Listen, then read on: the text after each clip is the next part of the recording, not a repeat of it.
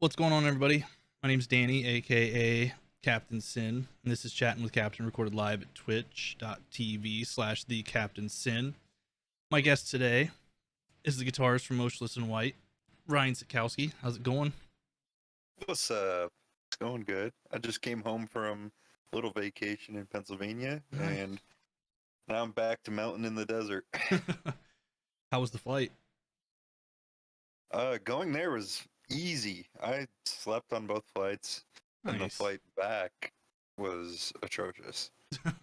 It was jam-packed. Usually it's nice and cold. Like, I always pack a hoodie, and then I was sweating. We sat on the runway when we landed for a half hour, just waiting to park.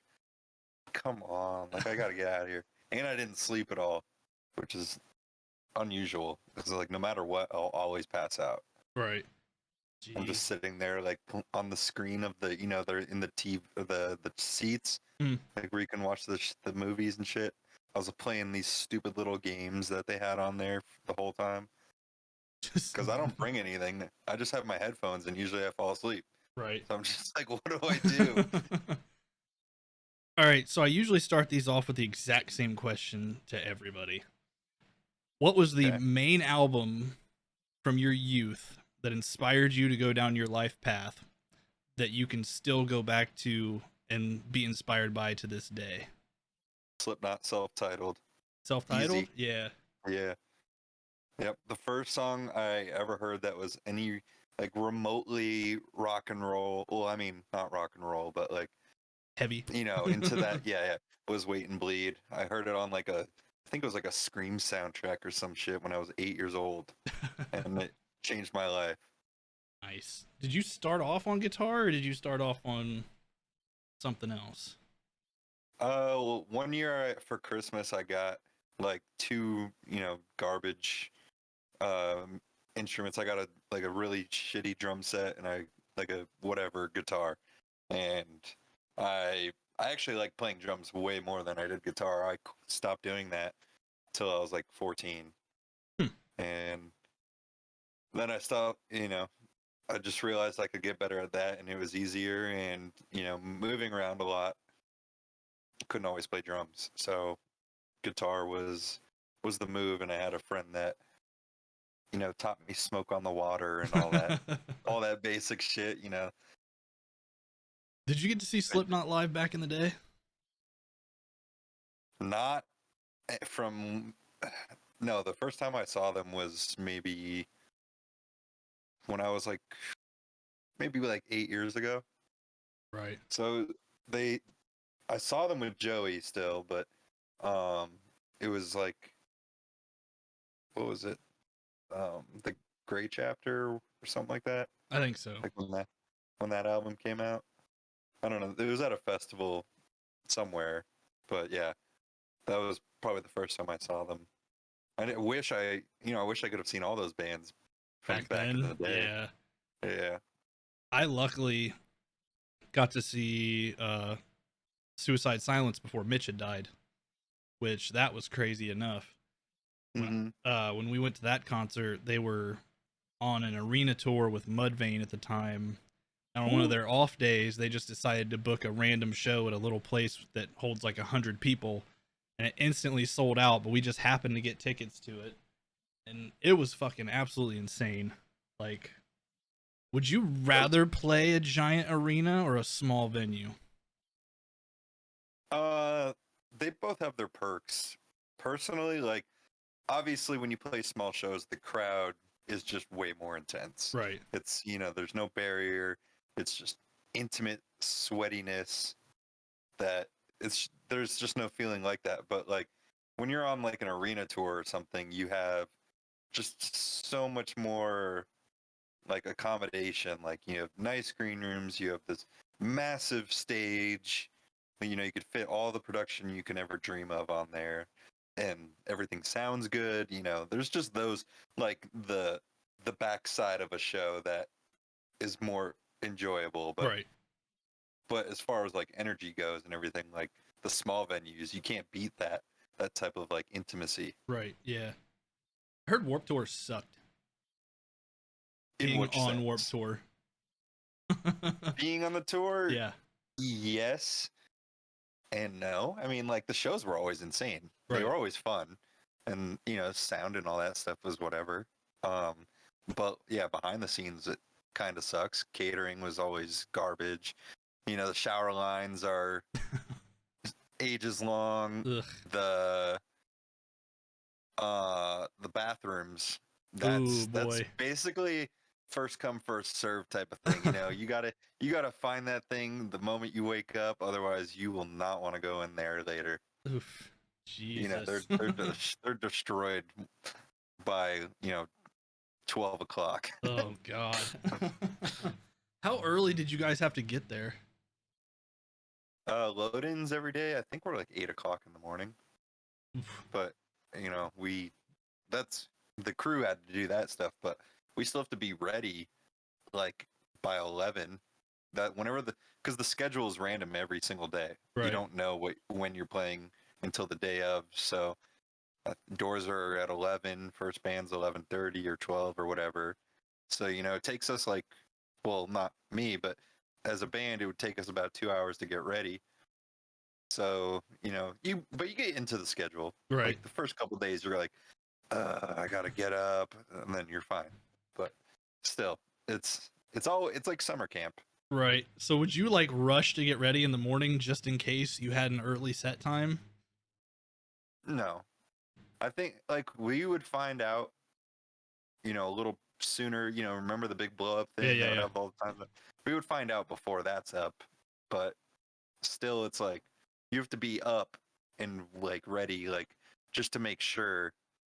Like we're not like fully ready, like Right. makeup Right. and all Yeah. that, but just like, what time are we on? Blah blah blah. Okay, it's time to go. Let's do this. Yeah. Would you say that tours like that were more fun being with all those bands, or would you rather have like a small, just like 3 or 4 band tour? Oh no, Warp Tour was, especially like all the years we did it. It was always pretty similar lineups, and we have like so many friends in different bands. So it's like literally just hanging out with homies. Like you Right. play a 30-minute set, you do a signing at some point in the day, and then you're just hanging out with all your friends. Nice. It's literally like a rockers summer camp. Like you're just having a good time playing Can Jam. What's the one with the bags? Oh, cornhole. Cornhole. Yeah. Mm-hmm. Yeah. It's fun. Like the inconvenience of like, the bathroom and all that stuff is whatever. It's outweighed by so much just for everything else that you get to do. Right. Let's jump into gaming. When did you start gaming? Whenever I could walk. I mean, never like competitively though. Right. I mean, I probably didn't start getting competitive until the Call of Duty franchise. Like Modern Warfare 2 was the first one I was like, yo, I gotta get good at this. It's just so much fun. And there's just like, back in the day there was game battles, Mm-hmm. which was like you sign up for to do like the S&D tournaments and whatnot. And that, I don't know, I was just always like, even GoldenEye, like you just want to beat your friend's ass in that game. Get the And then golden gun Fortnite, as ob job and just go crazy on them. yeah, exactly. And then when Fortnite came out, that's when I was like, I really grinded. Like it turned me into a PC gamer. I did a tournament down in Florida for that, and like I, went all in pretty much. But then, Nice. the game changed a lot, and I moved on to the more recent Call of Duties. Which didn't change at all over like the past 10 years, and they've basically all been the same game. Yeah, well, until they released the battle royales, Right. that everyone, obviously like once there's the battle royale, The craze. whole, Yeah. the craze. It's the trend right now. And Valorant, Valorant's nice. Do you think that That's- every game needs a battle royale? Because it feels like every game is trying to put out a battle royale right now. No, it does not. But in their eyes, obviously it's going to make the most money Right. because that's that's like Warzone is a free add-on from Call of Duty, and it has like one of the biggest player bases in the world. Mm. So if you can do a battle royale in every game, and then all that purchasable battle pass nonsense, that's an easy buck for them. Yeah. I want to see more games with campaigns. I miss campaigns. Right. Yeah. 100%. Call of Duty used to have great ones. Battlefields were insane with the whole like destructive environment and everything. I know they're I don't know if it's actually going to happen, but they're talking about a Halo Battle Royale. I feel like that would go over well, but I don't know if it needs it. I definitely don't think it needs it. Absolutely not.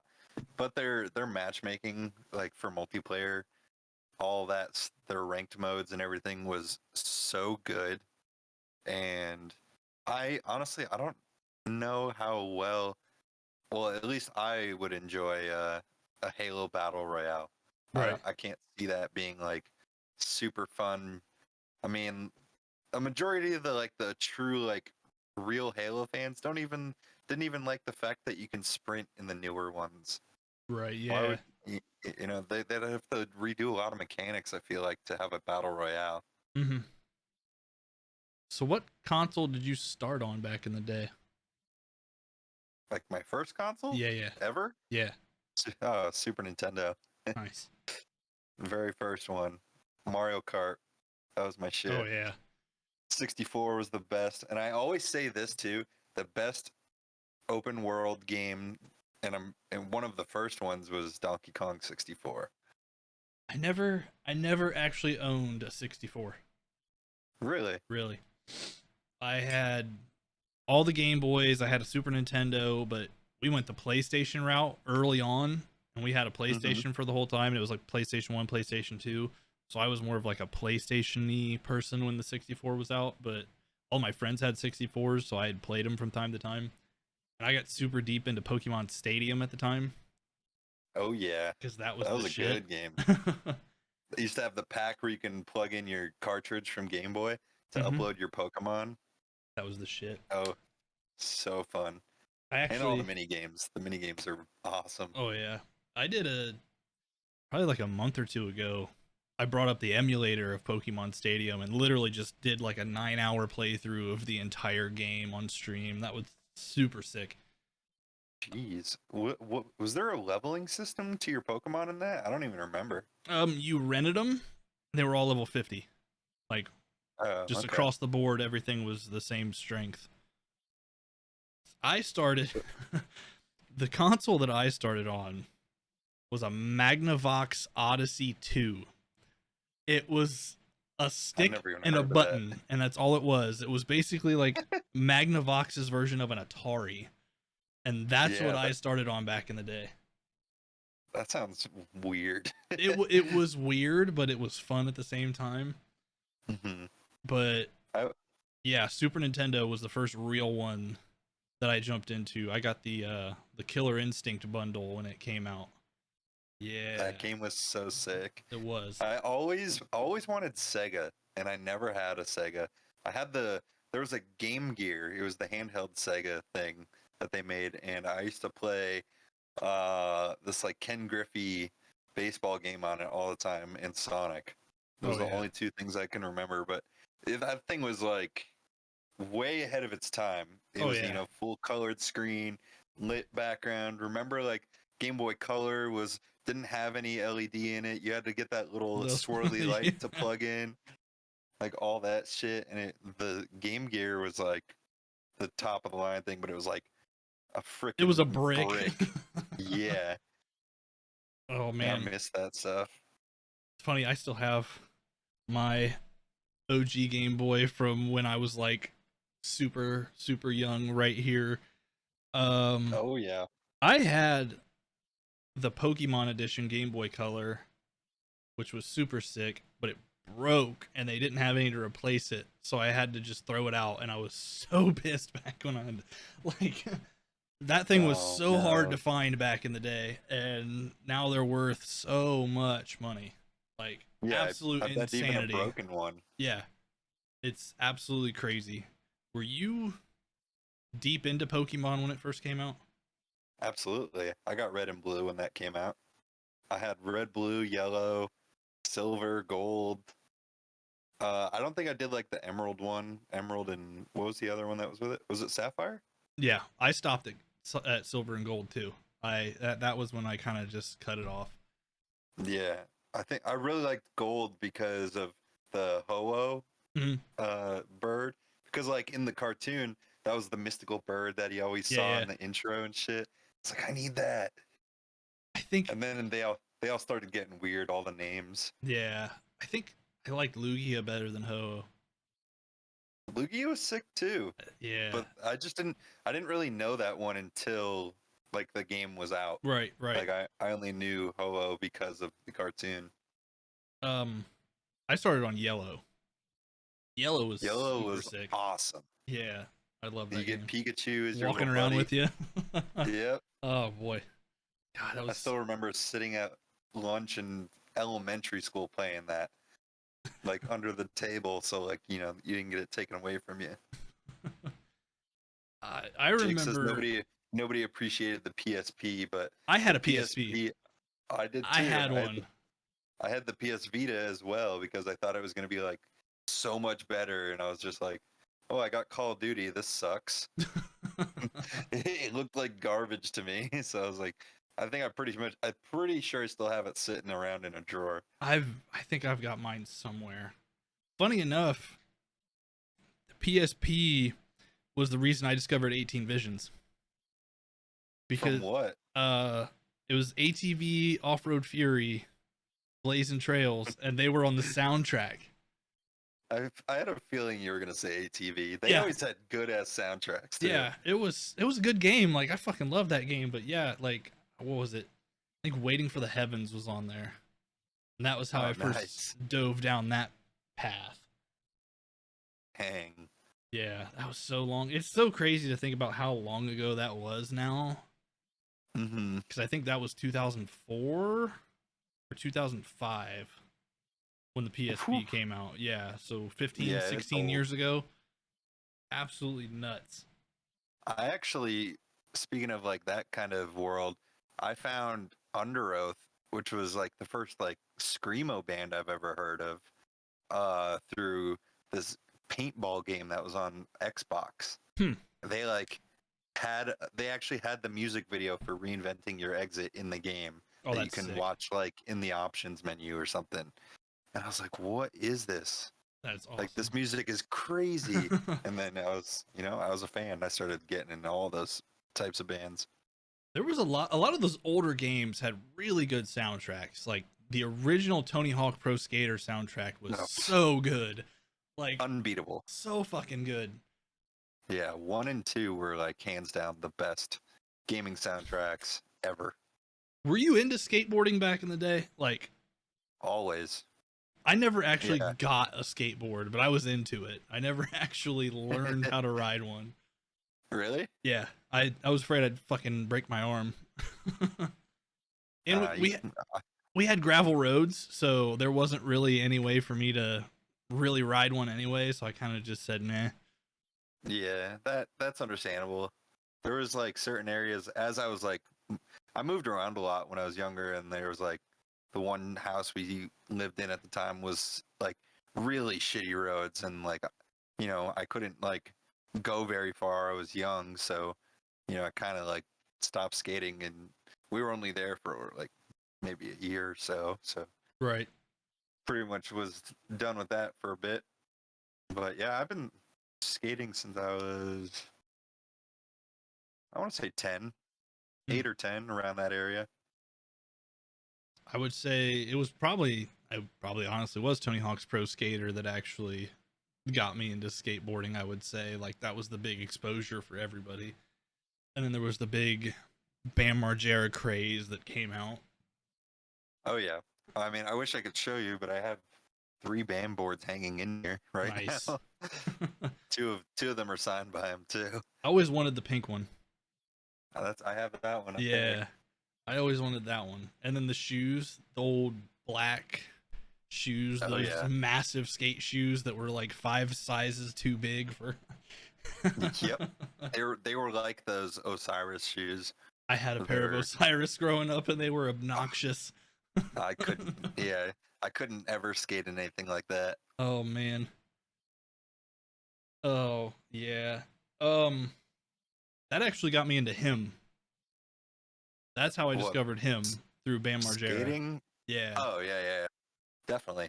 Uh I got into him from the old CKY DVDs. Yeah.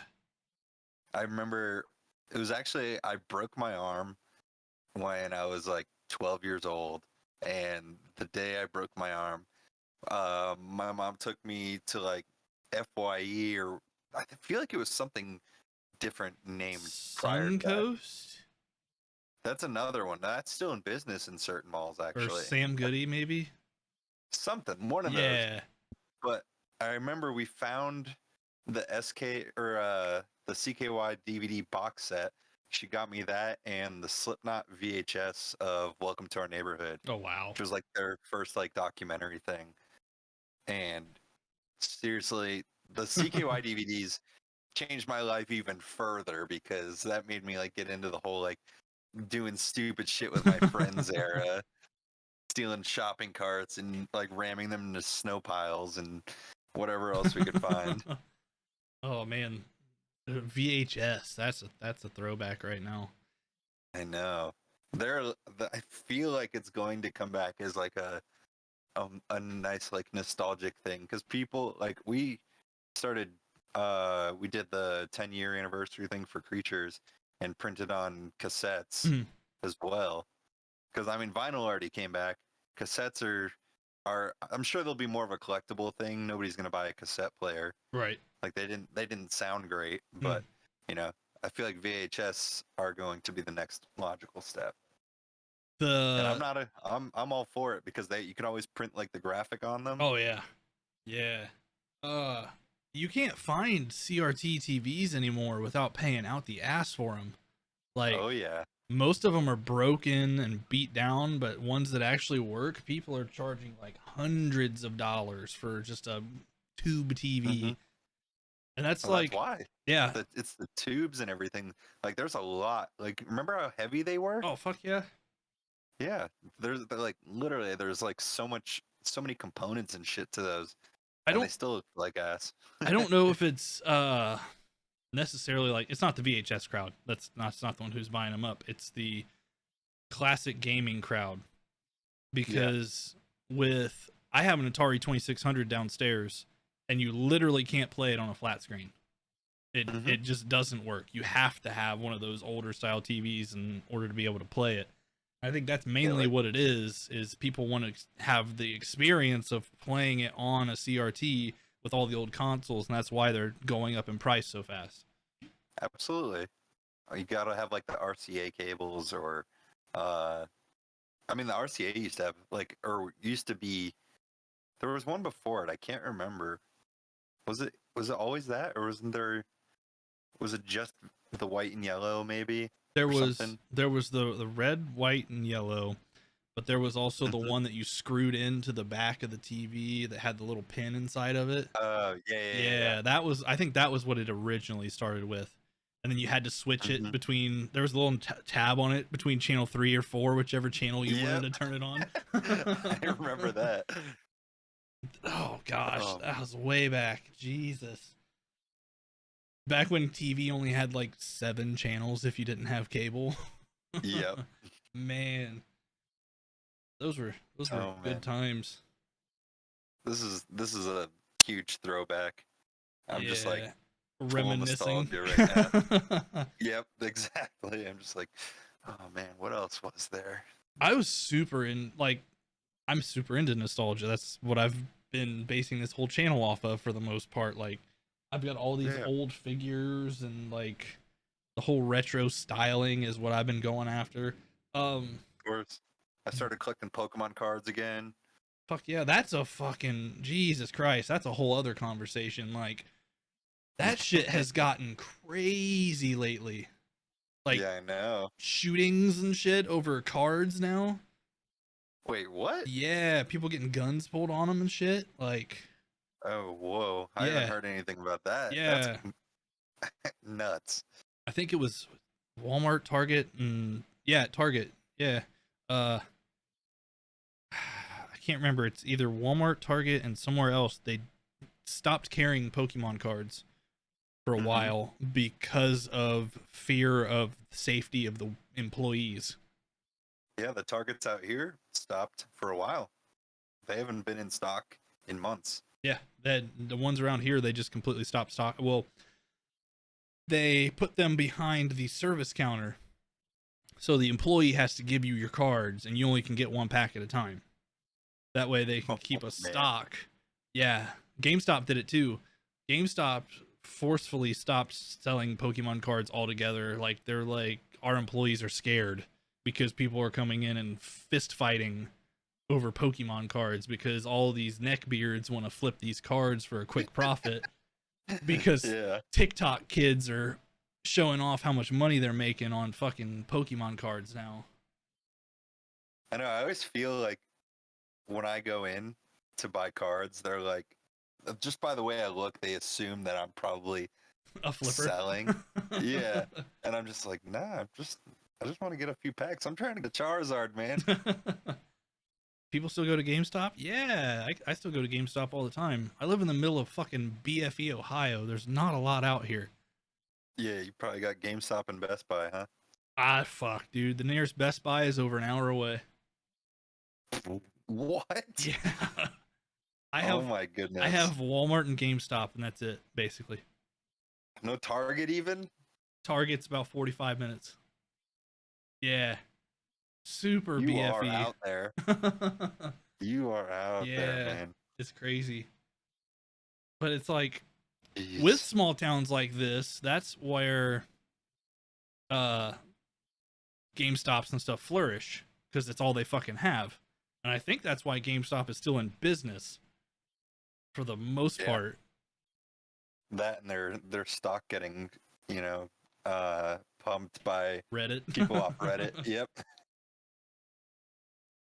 Which is, hey, good for them, man. Like we still need businesses like that. You can't just have everything at Walmart or whatever. Right. I mean, GameStop put all the little guys out of business, but now they're the little guys. So Yeah. we need to keep it going. I miss speaking of nostalgia, Toys R Us. We need them Oh back. boy. I used Toys to force my wife to walk around Toys R Us with me almost every weekend. I was like, we have to go in and look for toys. It's That like was the best place. there that was one of the ones that was closer by. But man, some of that like the Power Ranger stuff that was the newer Power Ranger stuff that was Toys R Us exclusive. As soon as Toys R Mm-hmm. Us closed, our Toys R Us had like 8 or 9 of like the Red Ranger sword or whatever it was, and now you can't find one for Oh. under $600. And I'm just like, why didn't I fucking buy any of that while I was there? No one would have ever thought that Toys R Us, of all places, would have went out. They were like the mecca for any toy, electronic, whatever, any of that stuff. Right. Like I wouldn't even know where to find half that shit these days. Walmart's been Maybe doing on pretty good with Amazon. NECA figures and stuff. Like Walmart's toy collector area is kind of starting to get there a little bit. That's where I got all of my Ninja Turtle toys and my Frankenstein and all that stuff was directly from Walmart. But Oh, okay. the scalpers are crazy around here when it comes to Mm-hmm. toys. Same Literally, here. the Frankenstein figure I got, I bought it, we left, went back like 2 days later, and there was like 3 or 4 of them on the shelf when we walked past. Circled around and came back, and all 4 were gone. From the time we walked past it, 5 minutes later, walking back, somebody snagged all 4 to flip them. Of course. Absolutely insane. It's like, Oh man. I hate it. I hate it so much as a collector because I'm like, fuck you guys, because you're just trying to get a cheap profit off something that you don't even care about, and I just want to collect it all. Yeah, I always feel that way, man. Like the same with the Pokemon cards or anything that's like a hot drop in stores. Mm-hmm. And like literally, actually, the last time I went, when Target did have cards in stock, there was like 5 of us. You know how like when you go to Target, they used to have all the cards by like the gift card section and Mm-hmm. shit by the registers. Right.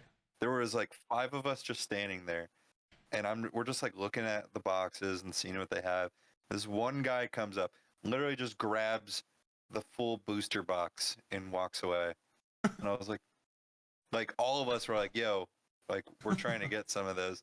And he literally like gives one to the one guy, and then like the lady from Target came over and was like, "Sir, it's only 2 packs per person." Blah blah blah, and I'm just like, "You dude, can't.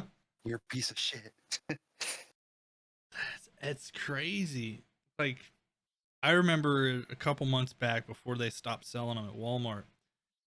We went and got groceries early in the morning. It was like 6:37 a.m. We went and said, "Fuck it, we're gonna get groceries early. That way, there's nobody in there." And we go to the self checkout, which is right next to where the cards are at. And there's these 3 dudes with carts just standing there waiting on this chick to stock the shelves. She's sitting there putting the boxes out, and they're just standing there, arms crossed, leaning against the thing, staring at her, waiting on her to walk away so they can fill their carts. I'm like, you guys are fucking scummy. You are scum lords, 100%. Like, I get the whole flipping thing. Like, that's fine. You want to do the chase, that's fine. But fucking, you don't have to buy 150 packs each time you go to buy cards. Like, I don't know. Why do you even have to do it there? Like, why can't you just get it from a site that will sell a full box? Buy it in bulk from, it's absolutely They crazy. have those. It's nuts. I don't know, man. Do you collect People in this anything world. besides Pokemon cards, really? I mean, I was like, it's only certain things. Like, if I'm like really interested in a certain like show or character or whatever, Mm-hmm. I'll like dive deep. Like, obviously, a lot of people know that I'm pretty obsessed with Rick and Morty. But like, I have a lot of pop vinyls, not like as many as you do, of course. But I have like everything to do with Rick and Morty. I have comic books. They made these other toys. I don't know if they're made by Funko, but they're like real action figures that, like opposable arms, and they come with like different like little mods and stuff that you can add to them. Mm-hmm. So I have like all that shit. I have all those little Dorbs, like mystery box looking ones. Like anything to do with that, I bought them. And but more so, I'm just like a very techie person. Like Mm-hmm. I always want, like, I'll buy like every new mouse that comes out just to try it, see if it's better than the last one, or like another. Like, I have like 5 keyboards. Like, camera stuff, that's like my big thing. Mm-hmm. Anything like that. Like, I kind of drifted away from the toy stuff a little bit, just to It takes up a spend lot of money room. elsewhere. Yes, it takes up a shit ton of room to try to collect toys. Like, all my pops are now just like in those big plastic totes. Some of them are in the storage unit.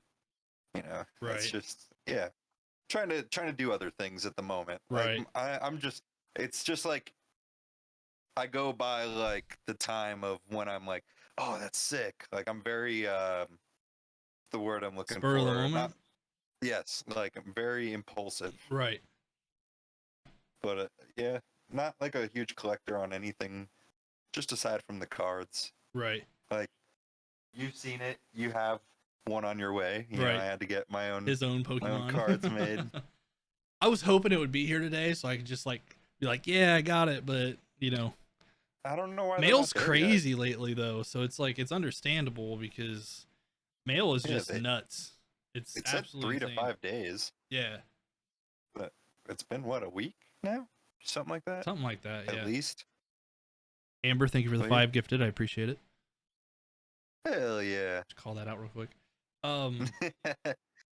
Yeah, like like you said, I have a fucking assload of pops. Like, I have so many. I had to start stacking them upside down on the faces just to fit them on the mantle.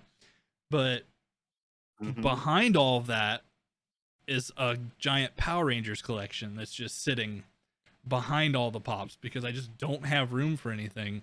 I've got all the morphers, the megazords, all that stuff just tucked away behind all of the pops, and I'm waiting till I get some room to display everything. That stuff is sick. I mean, that like I'm sure all of us when we were kids were obsessed with Power Rangers. Oh yeah, I had all those ones with the Megazords and the the flippy flip head heads, yeah. action. Yeah. And I wish I knew where any of them went. I wish I knew where my old Pokemon cards went. It's just all gone. I still I don't have know what happened. my old I have some of them up here. It's crazy to think that I've had people offer me money for them already, and I'm like, no, hell no. Nah, I'm hanging on to those because I already know that this craze will be back in about 20 more years, and the shit will be worth even more than it is now. Oh, you're man. That'll if you ever have kids, that'll put them through college. Fuck yeah. Like, goddamn. Just the one Charizard card, if somebody had one and hung on to it and it was in good condition, hundreds of thousands of dollars. It's insane. I got super into Power Rangers. Like, I was so fucking into Power Rangers. That was my shit. That still is my shit. Like, what am I saying? I still got all the shit that collected. um, I still have the ticket stub from when my mom took me to see the movie. One with Ivan the Ooze Ooze, guy? yeah. Ivan Ooze, yeah. That was the best one. Fuck The yeah. White Ranger, and he was so sick in that one. Yeah. I still and have. I watched all the episodes when I was younger with the Green Ranger, yeah. and he was evil, and you know. Oh, what was his Zord? Dragon He had Zord.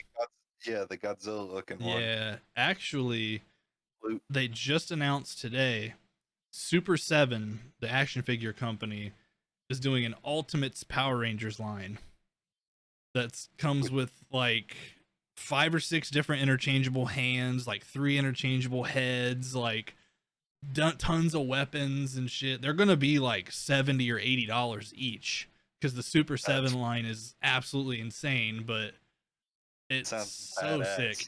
And my wallet's screaming at me, don't do it, don't do it.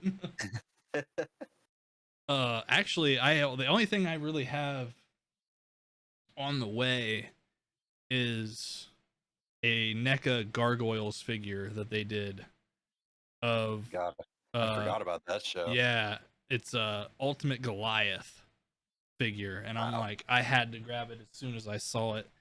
That was another one of those shows back in the day that was I was deep into that one. I never like really got crazy into that one, but I remember the show and I watched it, but like I wasn't like, a huge fan about it. Right. It's crazy that like nostalgia is as huge as it is right now. I don't know if it's because no one's coming up with any decent new ideas, or if it's just that people are just nostalgic, or people our age are having kids and showing their kids stuff, and those kids have TikTok now, and it's like, yeah. Everyone's just making bad remakes. That's all it is. That's true, actually. Drink some of that.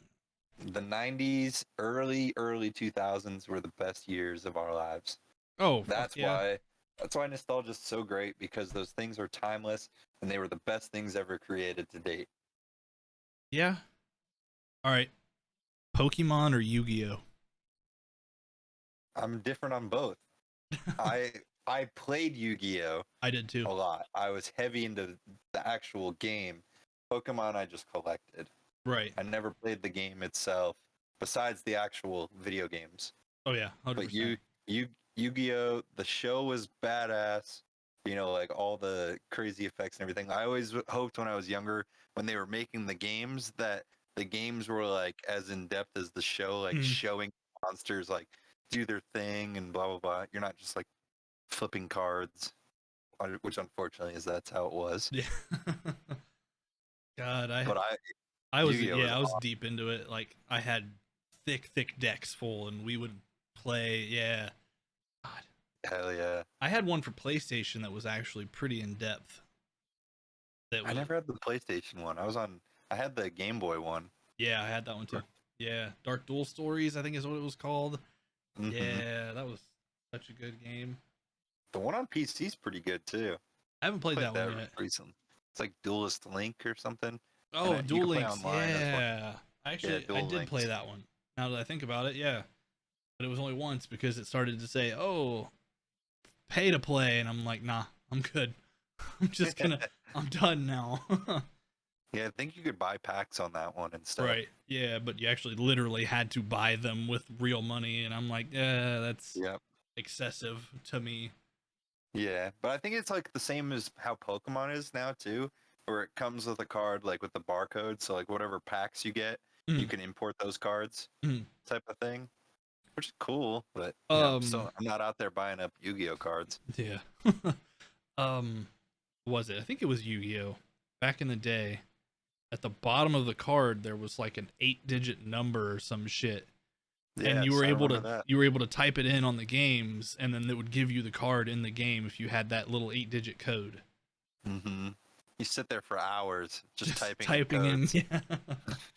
Man, everybody's probably like watching this. You bunch of fucking nerds. That was the shit back in the day. They weren't even alive yet, so shove it. That's true. Yeah. We're getting old. Shut up. Yeah, we're really showing our age. Hey, we're not even that old. Yeah, I turned 31 in like 3 weeks. Oh shit. Yeah. I'm 30, but I got a little bit. I was alive. Yeah, being an infant does not count. You had to actually be there to experience it. Mm-hmm. That's like when somebody says they're a 90s kid and they were born in 99. Like, motherfucker, no, you were not. Exactly. TRL. I do remember TRL because I remember Avenged Sevenfold got onto TRL, and that was the shit back in the day because everybody thought it was so nuts that they got on TRL, and TRL had to retire their video because it stayed at #1 for so long that they had to get it off the rotation. I always wanted to be one of those people outside that they're like holding the sign and then they get brought into the studio to be like in with the cool kids. Yeah. God. That shit was so sick. Yeah, I was a Fuse kid, heavy. Steven's Untitled Rock Show. Fuse. Yeah, I was just gonna say that. Man. What was the metal one with that Uranium?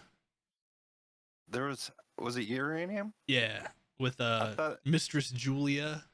Yeah, that's who it was. Yeah, that show is sick too. God. The Steven's Untitled Rock Show is badass. And then they had like covered everything. Yeah, man, that channel went to shit. Well, all of them went to shit. They all became fucking reality TV channels. Yeah, pretty much. Then what was it? Pants Off, Dance Off. Oh my god, I gotta go. That show, that's like the equivalent to watching TikToks to me.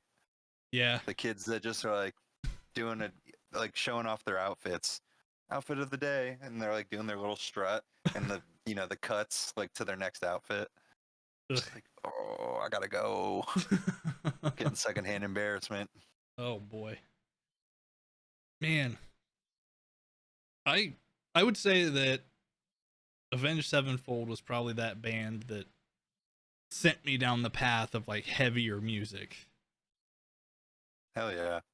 But Slipknot was there, but it wasn't as deep as Avenged Sevenfold was. So I remember, I think I discovered Slipknot through the Resident Evil soundtrack. Nice. I think is what it was, right when Iowa came out. And my mom refused to buy me Iowa because it was all like, oh, it's satanic music. You don't need to be listening to that. The second song is literally called People Equal Shit. Yeah.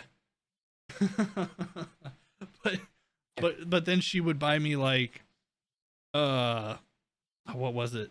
The Murder Dolls first CD, which was infinitely worse than Iowa as far as lyrical content. Sick. I love fucking Murder Dolls so much. Absolutely love Murder Dolls.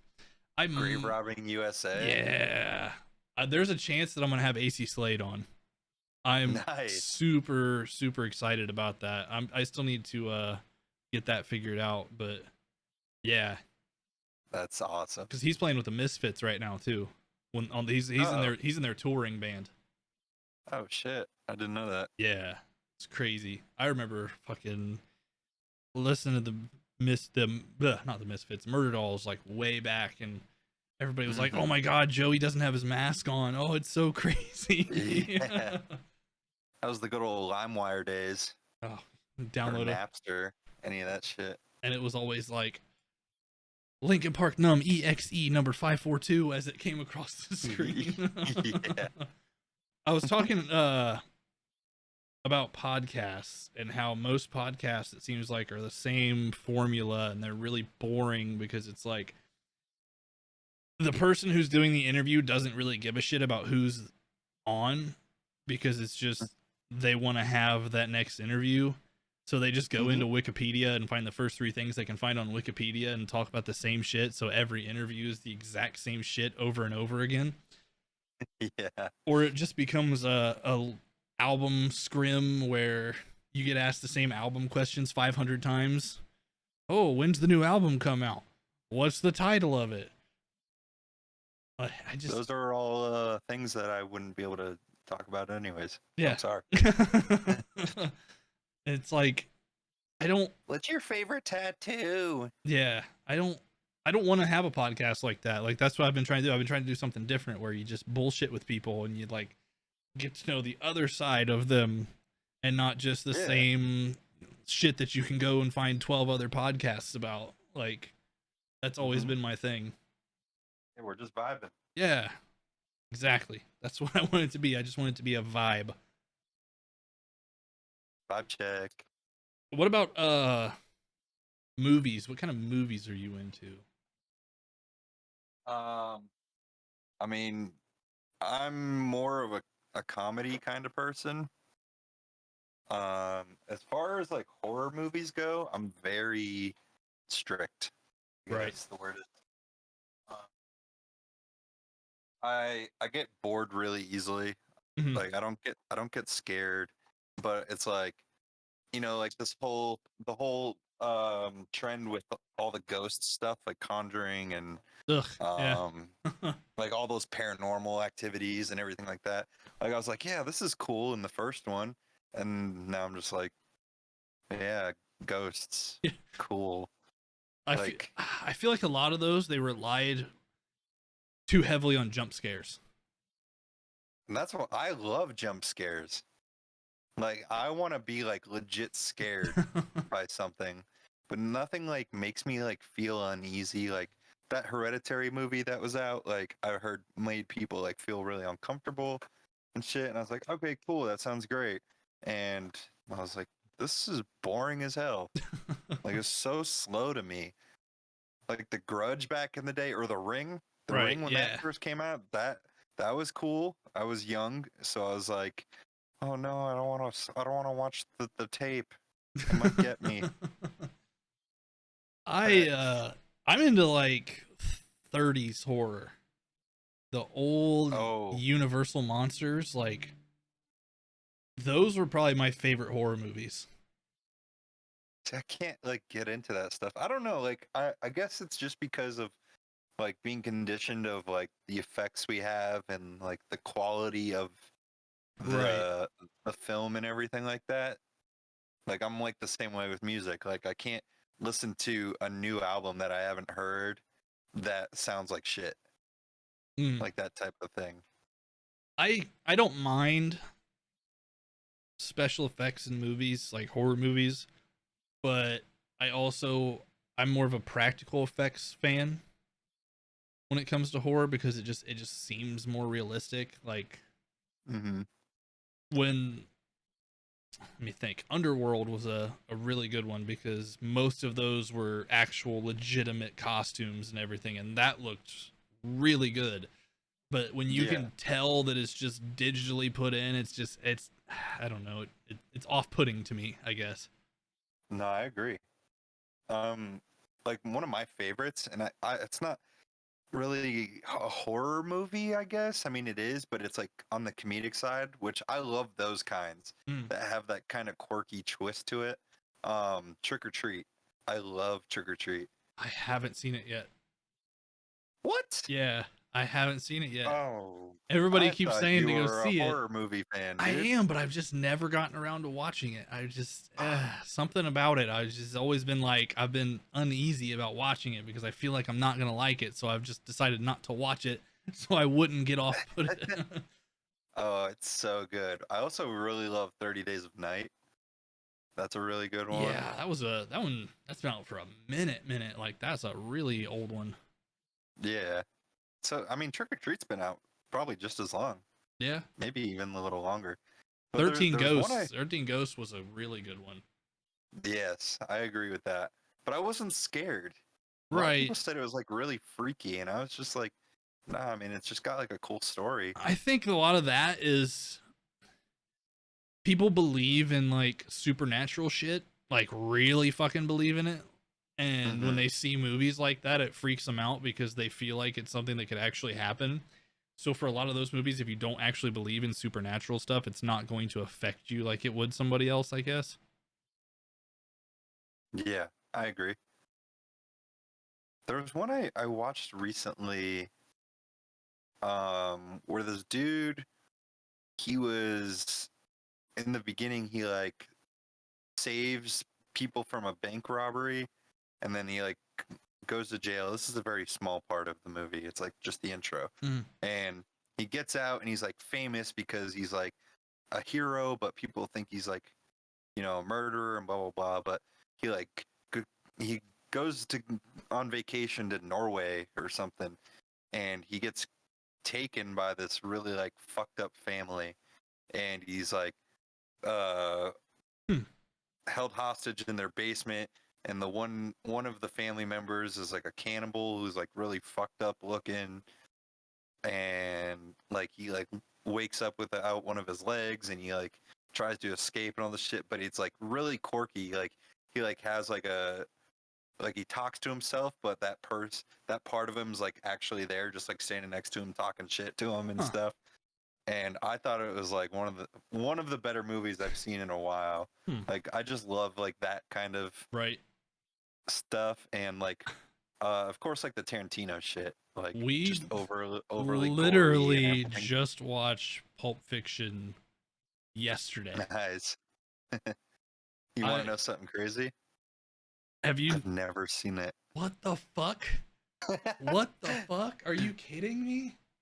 Trick or Yeah. Treat is one thing, but Pulp Fiction is like up there. Oh my god, you have to get Yeah. on that. I know. Jeez, man. Yeah, I've never seen that. But I like all the other ones. Like he did Death Race in those movies, right? Right, yeah. Yeah. Reservoir Dogs was so good. Or not Death Race, Death Proof. Yeah, Wow. man. Yeah, Reservoir Dogs is sick. That's a Fuck really yeah. good movie. But That is that's so not a good. horror movie though. No, but I mean, neither was Pulp Fiction. But Oh, okay. I wouldn't know. I never saw it. oh my god, that's But he did Hostel too, right? no, that was Eli Roth. Oh, okay. Yeah, I like Hostel. those movies were Hostel's crazy. really gory. Okay, That's a fucked up movie. fuck yeah, Jesus Christ, dude sitting there and he gets his Achilles tendons cut while he's sitting there and like, oh god, Yeah. And Whew. the one girl gets a blowtorch to her eyeball. and yeah, and it shows it. Army of Darkness was Yep. so good. Oh my god, I fucking love I, Army of Darkness. I never heard that. What? You never heard of Never heard Ash, of it. Bruce Campbell's character with the chainsaw hand that's in everything? Like Ash vs Evil Dead. Yes, Yes. that's what Army of Darkness is. It's Evil Dead. Oh, okay. It's the third one. Yeah. Um, Yeah. I never saw the original Evil Dead. I Mm, saw the remake, and I thought it was awesome. the remake was sick. The remake was so good. I'm eating. Don't mind me. um, what was it? We watched a movie not long ago called Psycho Gorman. It was Sounds cool. so good. It's like comedy basically, but it's a horror. Like this girl This little kid gets control of this giant monster thing, and it threatens to murder her the entire movie, and she's just like, okay, bye, and then just walks away and waves to it. Like, What? it's fucking great. It's on Shudder. Yeah, it's such a good movie. Okay, I'll look into it. She said it's on Amazon as well. You have to I pay have. for it on Amazon, but on Shudder it's free, I believe. Whatever. But it's I'll worth check it it. out. Like, it's a comedy horror, but it's so fucking good. It's all I love it. practical effects for the most part. Like, it's a dude in an actual fucking giant suit. It looks great. Like, the effects were fantastic in it. Try to think, one of the comedy horror movies from back in the day, Return of the Living Dead, gotta be up there. That was literally, we went to this burger joint the other day that has like this drive-in movie type of thing Mm. going, and they had that on there What? playing, and it was like a 3D version, like the old school 3D, like red and blue type of shit. But we didn't get glasses, so I'm just like sitting there. We watched it for like a half hour, and I had like a burning headache because everything just like looked blurry. Man, I'd love to see that in the movie theater. That movie was so good. Like, I enjoy the classics. Yeah, right there. The wife said it's her favorite movie. Yeah. Y'all were meant to be. Almost over 11 years we've been together now. It's crazy. Damn. Yeah, absolutely crazy. Wow, man. Trying to think of other like comedy horror. There's not a whole lot. I mean, there's like the campy shit from the 80s, but it wasn't like meant to be comedy. It's just so bad that it's good. Yeah. I love all the like Rob Zombie ones. Like all his. Except for Lords of Salem. That movie was awful. That movie was so bad. I was so bored. Ugh. But also another one, House of Wax. Oh yeah, the original. Well, there the remake or the original. The one with Paris Hilton in it. Okay, that was the remake. Yeah, yeah. I didn't know there was one before that. Mm-hmm. House of a Thousand Corpses was okay. I liked Devil's Rejects better. Me too. But I think there's a new Halloween coming out too that he's doing. no, he's not part of that. No? No. Right now, Oh. he's doing a Monsters movie. Which, ugh. Interesting. Ugh. No? Not Rob Zombie. Anyone else, I would be okay with.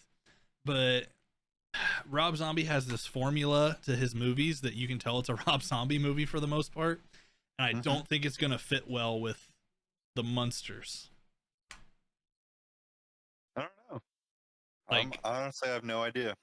I'll give it a shot. Right. I mean, I'm going to watch it regardless, but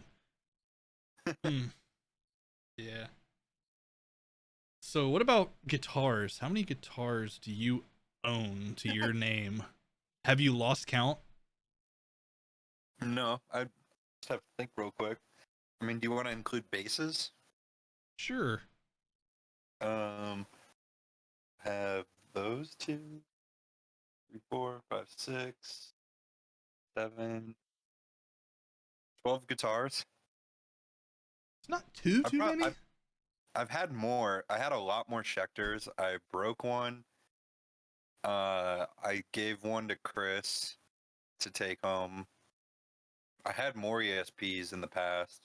A lot of them are just I don't know what happened to them. They're gone. But current ones that I actually have, I say 12. Probably if I had all of them, it would be like 20-ish. Damn.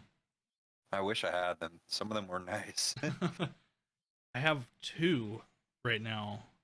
I only play one. The other one's a Schecter. It just sits downstairs and collects dust. But I have an ESP Eclipse I absolutely love. That's my favorite one. I have 4 of those. What made you switch? From Schecter? Yeah.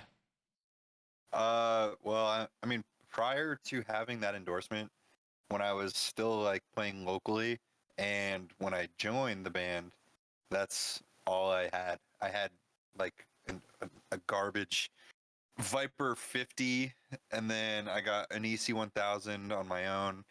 And then when I joined the band, I had 3 different Viper 1000s prior to Schecter, and then got that endorsement. And like once we got to a certain point where I could start talking about, you know, maybe getting something different, ESP was the obvious choice for me. Like I've always been a fan of their guitars. Like I went from a Squier Stratocaster to an ESP guitar, and it was like, you know, Right. just felt right. You know, it's like one of those guitars you're just like, I love this thing. And then you getting the EC 1000, my first one, I was like, this is the most beautiful thing I've ever owned. It Yep. was like the dark cherry red one, and it's gone somewhere. I had the vintage black, the black, and like the same one I have now, except it was the LTD version, and that guitar played so good, and I had to sell it for rent, and I was so pissed because I was like, this is the best guitar I've ever played, and then I finally Oh had enough man, money to buy the ESP version, and I've had it since. pains my soul. Ugh, I've had so many guitars that I've had to sell for rent over the years, and 5153 and a Mesa 412 that I had to sell for rent. But I had to do that once as well. I had to sell a 6505 oof, long time ago. I still have one here. I have one sitting in the closet. God, the 5153 it sounds so good, but it's so goddamn loud. Oh Like, yeah. like it They're is entirely too loud for its own good. Any of the 5150 series were like the best. I mean, that was when Van Halen was still with PV before he did his own thing. Right. That's what I'm referring to. Right. But the new ones with like his models are still fantastic. Oh yeah, They're 100%. just a little more money now. A little bit. I heard the You get smaller those heads Van Halen stripes. sounded pretty good too. The 15 watts are insane Yeah. because you can crank the power amp on it, and you're not gonna like fucking shatter your windows with that volume. Right. But you know, with tube amps, if you can crank the tubes up, it's going to sound better no matter what. Oh yeah, you got to That's warm why them like up. Yeah. yeah, but like a lot of times like for live bands and stuff, they don't usually have their cabs on stage unless you're like rock and roll. They'll have them off to the side, but their power amp or their preamp, I don't even remember. Well, they'll fucking dial that shit up as hard as it can go, because when the tubes are really working, then it's like you're gonna get the sickest tone out of it. Mm. But you can't really do that in your house, Yeah. of course. I could just touch it up to like a little below 1 and it was Yep. blowing my fucking eardrums out. Like that amp was the loudest amp I've ever fucking owned. Mm-hmm. Would you rather play an actual amp or would you stick with the digital stuff now? Kemper. Yeah. 100%. I mean, of course, tube amps are, they sound phenomenal, but just like you can get a phenomenal tone with a Kemper, but I have every effect I can possibly ever imagine. Right. And I do a lot of different stuff on my pedal board for live shows, or it's convenient to write with, or like I could just plug my headphones into the Kemper if I didn't have a studio rig or whatever and just jam out. Mm. Like it's just so versatile that it's worth to have that and sit there for hours making a tone, until you're actually happy with it. And it's not like playing with a VST plugin or anything. Mm-hmm. Like it's actually sounds good. Right. So I'm very content with what I got now. Do you think that you can really tell a difference anymore between an actual head and a digital?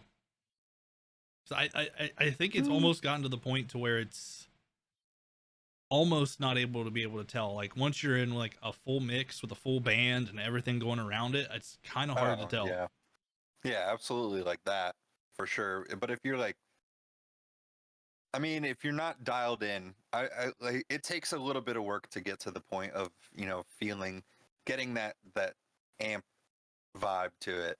There's a I don't know, you can definitely tell it's digital until you get to a certain point. Mhm. And I like I'm still working on the tone on my Kemper. Like I change that shit for tours all the time. Right. And but it's I've heard other people's mixes and there's you can't tell the difference. Yeah. Not at all. Right. Well, that's another thing about it. It just makes touring sound better because you have all of your album sounds right there in that box, and it's there. It is. Yep. But at the same time, I've had people that I've had on say, "Well, then you lose the authenticity of a live show at that point because then it just sounds like a carbon copy of the album." Yeah. I mean, it depends on how you look at it though. Like I love having all those effects. Like when our songs were or when the albums were out, like I actually sat down and tried to model all the effects myself. Mhm. Like they're not just like taken from the album and put on this thing like a flash drive or anything. Like I have to recreate them. Mhm. But to me it's like if a band is doing that sort of thing, I think it sounds better in my opinion. It sounds tighter and there's like for me, like when I watch certain bands and there's like effects on the album that the guitarist does, Mhm. and I don't hear them live, I am like, what the fuck? Like, Right. I don't know. Like I just like more flashiness and like for me, like with the whammy switch, like the pitch shifting pedal I have, like I fuck with that the whole show. Like I just like I add stuff to the show more than like just playing the song Right. type of thing. And that's it just depends on how the guitarist or whoever wants to do it Right. Right. realistically. Um, as far as touring and stuff goes, do you think after touring like really kicks back in that these digital shows are going to stop, or do you think bands are still going to throw a digital show every so often? That's tough to say. um I mean, we've always been like super busy. Like the only real downtime we've ever had when things were normal was to do the album. Right. So I mean, I can't speak for other bands, but I honestly I don't see it happening very much for us. As much as I would love to, like I wish we did more of them. I wish we did, like fucking 10 of them Right. on during COVID, but it realistically it just doesn't happen. There's a lot that goes into it, Mhm. especially with people in the band being so far away from each other, got to cover flight costs, the production rentals, everything for one show, and it takes a lot of effort to do, Mm. and and a lot of planning. But personally, I don't think it's going to happen anymore Right. once we get back to it. But who knows? I I can't speak for everyone. Right. Um, I saw that the Madden brothers were actually putting together, I don't know if it's a company or what it was, but there are going to be certain venues around the country where as a band plays, there's going to be cameras and everything there at the arena or at the place where they're playing. And uh if you want, you can live stream from there with this thing and then charge to have like a digital show. I don't know if that's going to be a big thing that people are going to want to do, but I know that's a thing that they're working on. Pretty So cool. It's very, very possible to do it. We've done that already with Yahoo. They have done live streams at certain venues, either in New York or Philly. I think we did one in Philly, and like Warp Tour has done that sort of thing at the first show of the tour and stuff like that in the hmm, past. So I don't see why it wouldn't be something that should be like I think it is a good idea right. realistically. Like if they can find a way to do that and I guess charge people for it, like how the live streams are and all that type of thing. I mean, it's never a bad idea to get that content out there and have people more involved Right. especially in places that that maybe the shows that tour's not going to, or like a different country or whatever. Mm. I don't ever content is never a bad idea, no 100%. matter what. Right. Always get the name out there. Mm-hmm. Ticket prices now. Ticket prices I feel like are going to spike, but Probably at first. I feel like the demand is there though too. So all these tours are selling out so quick, but all of these bands are all going on tour at the exact same time. It seems like it feels like every single band is getting ready to go on tour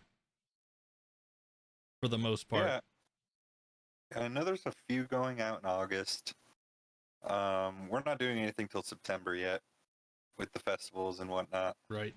But I mean, on a personal level, I don't really follow a lot of the music scene. I don't see a lot of it, but I'm pretty sure you're right with that. Everyone's gonna be going out as soon as they possibly can. We have the Euro tour booked in January, so I mean that's a little far out. Right. At the same time, having so many bands going on tour at the same time, I think could actually hurt everyone. Because like pick and choose what ones you can go to. You can't, especially with ticket prices being as high as they are, trying to expect everyone to not only be able to afford all the tickets, but to get the time off of work or what have you to go to the shows at the same time. I don't know if it's going to affect the capacity of shows or the turnout, I guess. Yeah, I mean it could. Also, I mean it could depend on what their routing is for the tour. Like, say like you got two tours going out at the same time, and this band plays in Florida one night, and then maybe that next tour package doesn't do Florida until the end of their run. Like a lot of booking agents work together, right, essentially, to kind of like determine schedules and whatnot. So I mean, it could be like that whole problem could be averted if that is the case. But if the routings are all following the same, then yeah, I mean, kids are going to definitely have to pick and choose where they go. And I mean, I honestly, if my favorite bands were coming around, I would go no matter what it took. I want to just go to a freaking bar and hear live music at this point. Right. Like, I don't care what it is. Like, I just want to hear music. I want to hear a band play. I want to be in that vibe. Right. Already, it's been so long. Live music is just, it puts you back in the real world. That music is our world. Right. Do you think that maybe with COVID that they might be jumping into things a little too fast with these giant festivals? I think the festivals are probably the best way to do it. I mean, it's better than putting everyone into a room. Right. At least you can distance yourself a little bit if you wanted to. But there's also a lot of people out there who, couldn't wait for the mandate to take their masks off. Right. And be a shithead again. Right. Like when I was just back in PA, like I think their mandate for the masks and everything got lifted one of the days I was there, and even like the whole time I was there, nobody wore masks anywhere. No. And I was like, I'm like the odd one out, like the only one wearing one around and shit. And I'm like, ugh. Not to mention the people in my hometown are out of their freaking minds. I feel it 100%. But it's like ours was lifted a while ago, like beginning of June. So it's been almost the whole month that ours was lifted. But even still, right away, I was just like, do I really want to not wear a mask around some of these people right now? It was like a mental debate. But I mean, I've been fully vaccinated for a hot minute now. Like, we got, as soon as they fucking came out, we went and got ours. Hmm. But it's just But still, like the thing with that, even, I mean, we're not going to get into this whole yeah, I'm not, yeah. thing, but like still, even if you're vaccinated, you can carry it Yeah. and still transfer it to people. The only thing it does is protect you Hmm. from getting sick. But you don't know you could have got it from somebody. You could be carrying it, giving it to people that you care about or whatever. Hmm. And that's like why I'm still gonna wear a mask. Like a mask doesn't bother me. I don't care. Right. Like I'm just gonna go out and be safe no matter what. I'm gonna go out, but I'm not gonna be afraid. I'm gonna go out and do things that I want to do. And like I've gone to parties out here and blah blah blah and done whatever that I felt, but I'm still safe. Right. And I'm still like weary of the people around me. Hmm. Still trying to keep my distance. Yeah, the festivals, Yeah. I don't know, like September's a long way away. I don't know if by the time the September festivals come around, if I would be wanting to wear a mask or not, because that's really far out still. I mean, that's a personal choice Yeah. if you want to wear one or not. Right. I mean, luckily for me, like I won't be in the crowd, Right. but still, there's a lot of people backstage that I don't know. So I won't wear one, but I'd wear one like say if I go to catering to get food or something, and I'm standing in line, I'm gonna put one on. Right. Right. Right. Yeah. Yeah. Like it's no issue for me to wear a piece of cloth over my face for 5 minutes. Right. Yeah. It Fucking is. I had to wear. It is the whole fucking everybody's just they've been locked up for a year and they want to get out and they want to go and do shows and everything, like go to shows. Like I understand that. Yeah. If you're gonna go to the show, you're doing it at your own risk. Yeah. Really. 100%. Like I'm gonna have my distance away from you. If y'all get sick in the crowd, that's your own dang fault. Sucks to suck, I guess. Let's see. Yeah, the wife said that we haven't been to a show since 2019, which is true. I mean, summer of 2019, Korn was the last show we went to. Fuck, that's excruciating Yeah. to not be able to do anything like that. But I think Incarceration will be the first one that we go back to. That's gonna be so much fun. Yeah, We'll be hanging. for sure. Yeah. And it's not that Can't far wait. away. That's the best part. It's only like hour and a half from here, which isn't too bad. Like I've driven some fucking drives for concerts. Like I think, oh god, what was it? 9.5 hours to see Ghost. Oof. Yeah. But I mean, we had VIP, we met the band, got to see all of his old costumes on display and shit. Like that was so sick. Absolutely sick. What kind of thing was this? It was Ghost VIP for their last tour or the Oh, tour shit. before that. What they did, I mean, you know about Ghost, right? You know how he's always switches his costumes and everything. Yeah. Mm-hmm. Well, all of his old costumes were set up in like dummies inside clear sarcophaguses because they're all technically supposed to be dead.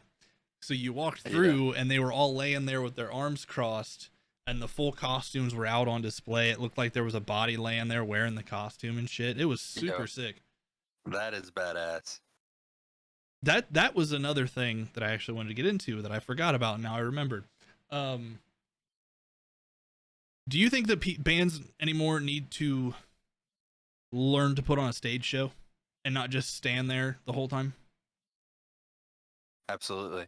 Because I think an image is a big thing. You don't necessarily have to, wear costumes or paint your arms or wear makeup or anything like that, but like there should be some sort of like is synchronicity a word? right, Synchronizing, like any form of like a uniform. Everyone.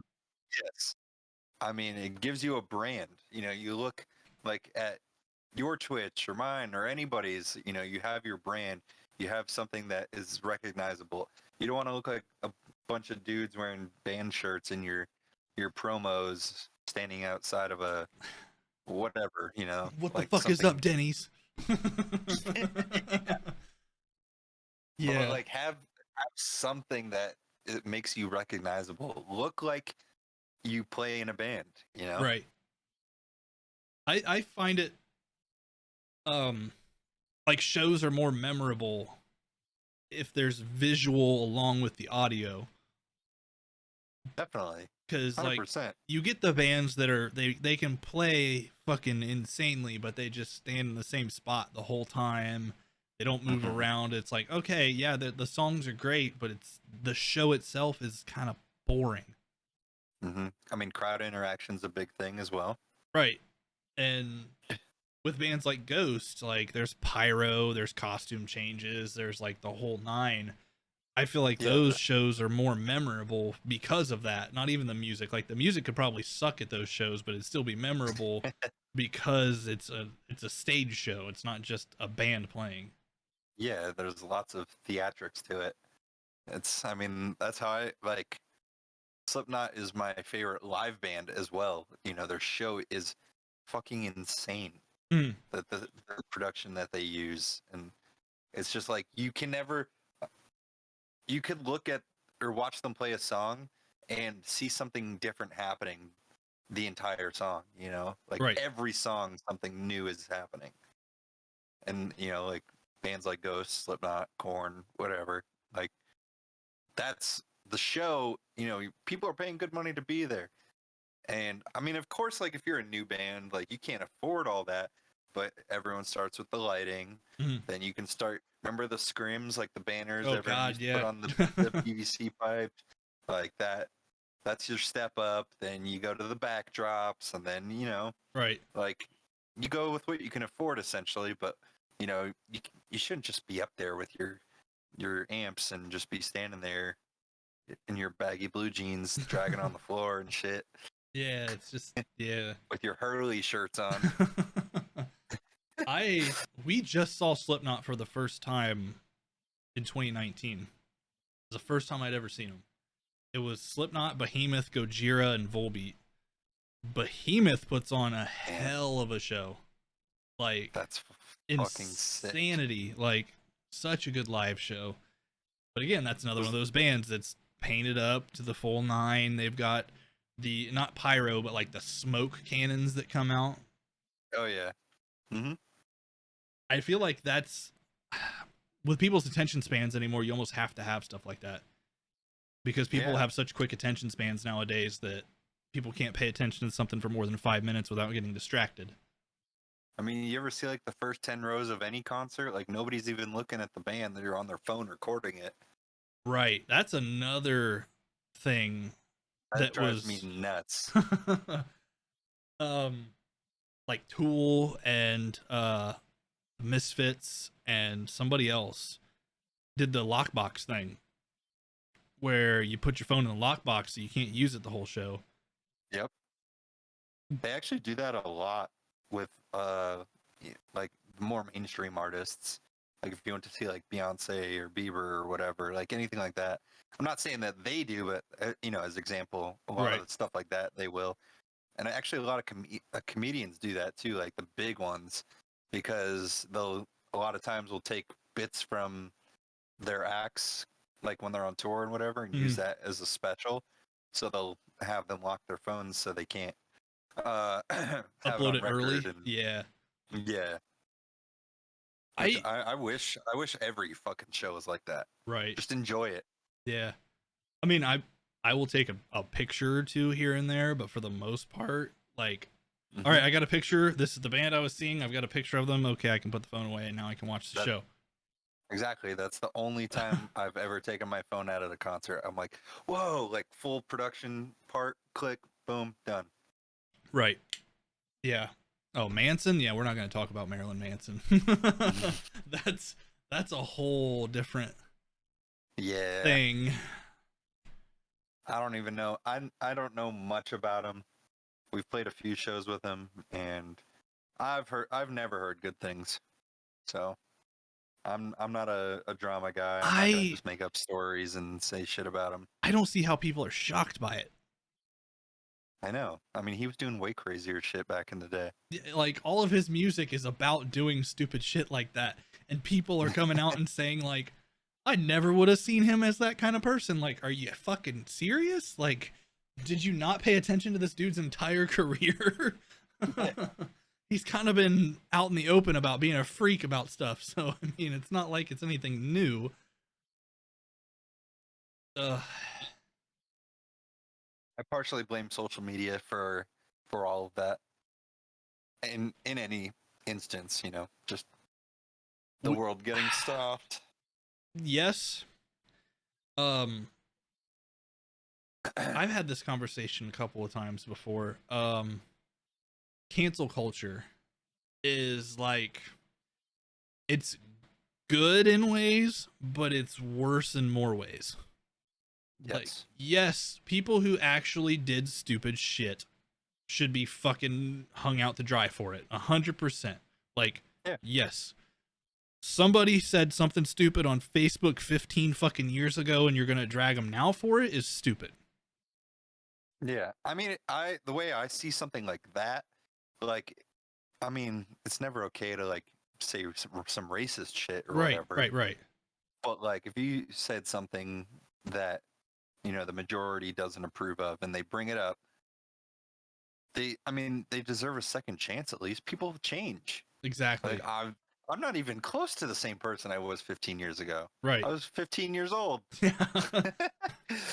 Like, even recently, Billie Eilish got under some hot water for saying a word that was racist, but she was also fucking 14 at the time, and it's like, you people gotta find something better to do. Like, yeah, she was a 14-year-old kid. 14-year-old kids do stupid shit.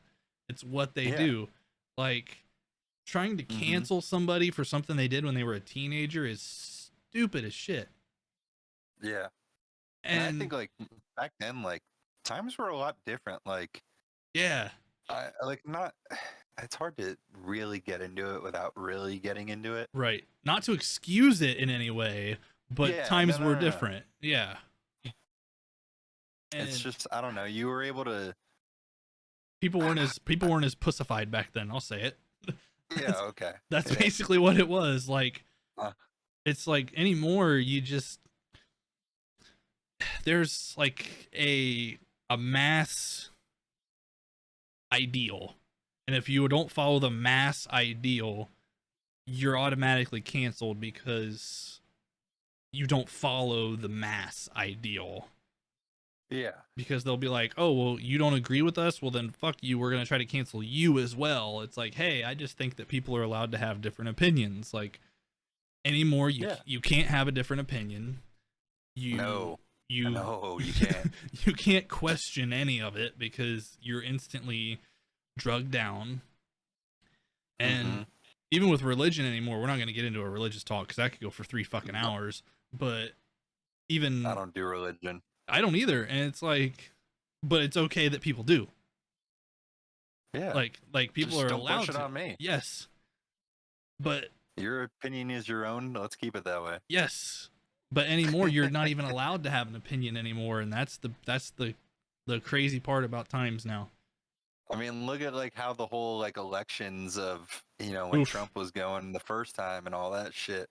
And it was like, if you don't believe in this, then fuck you. Like literal fucking riots and just brawls at the rallies and everything. Right.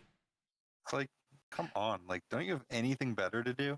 They don't. I thought like, I mean, when I was a kid, like people didn't discuss who they were voting for. Like that was their own decision on who you voted for and blah, blah, blah. Like it was like a private thing. Mm-hmm.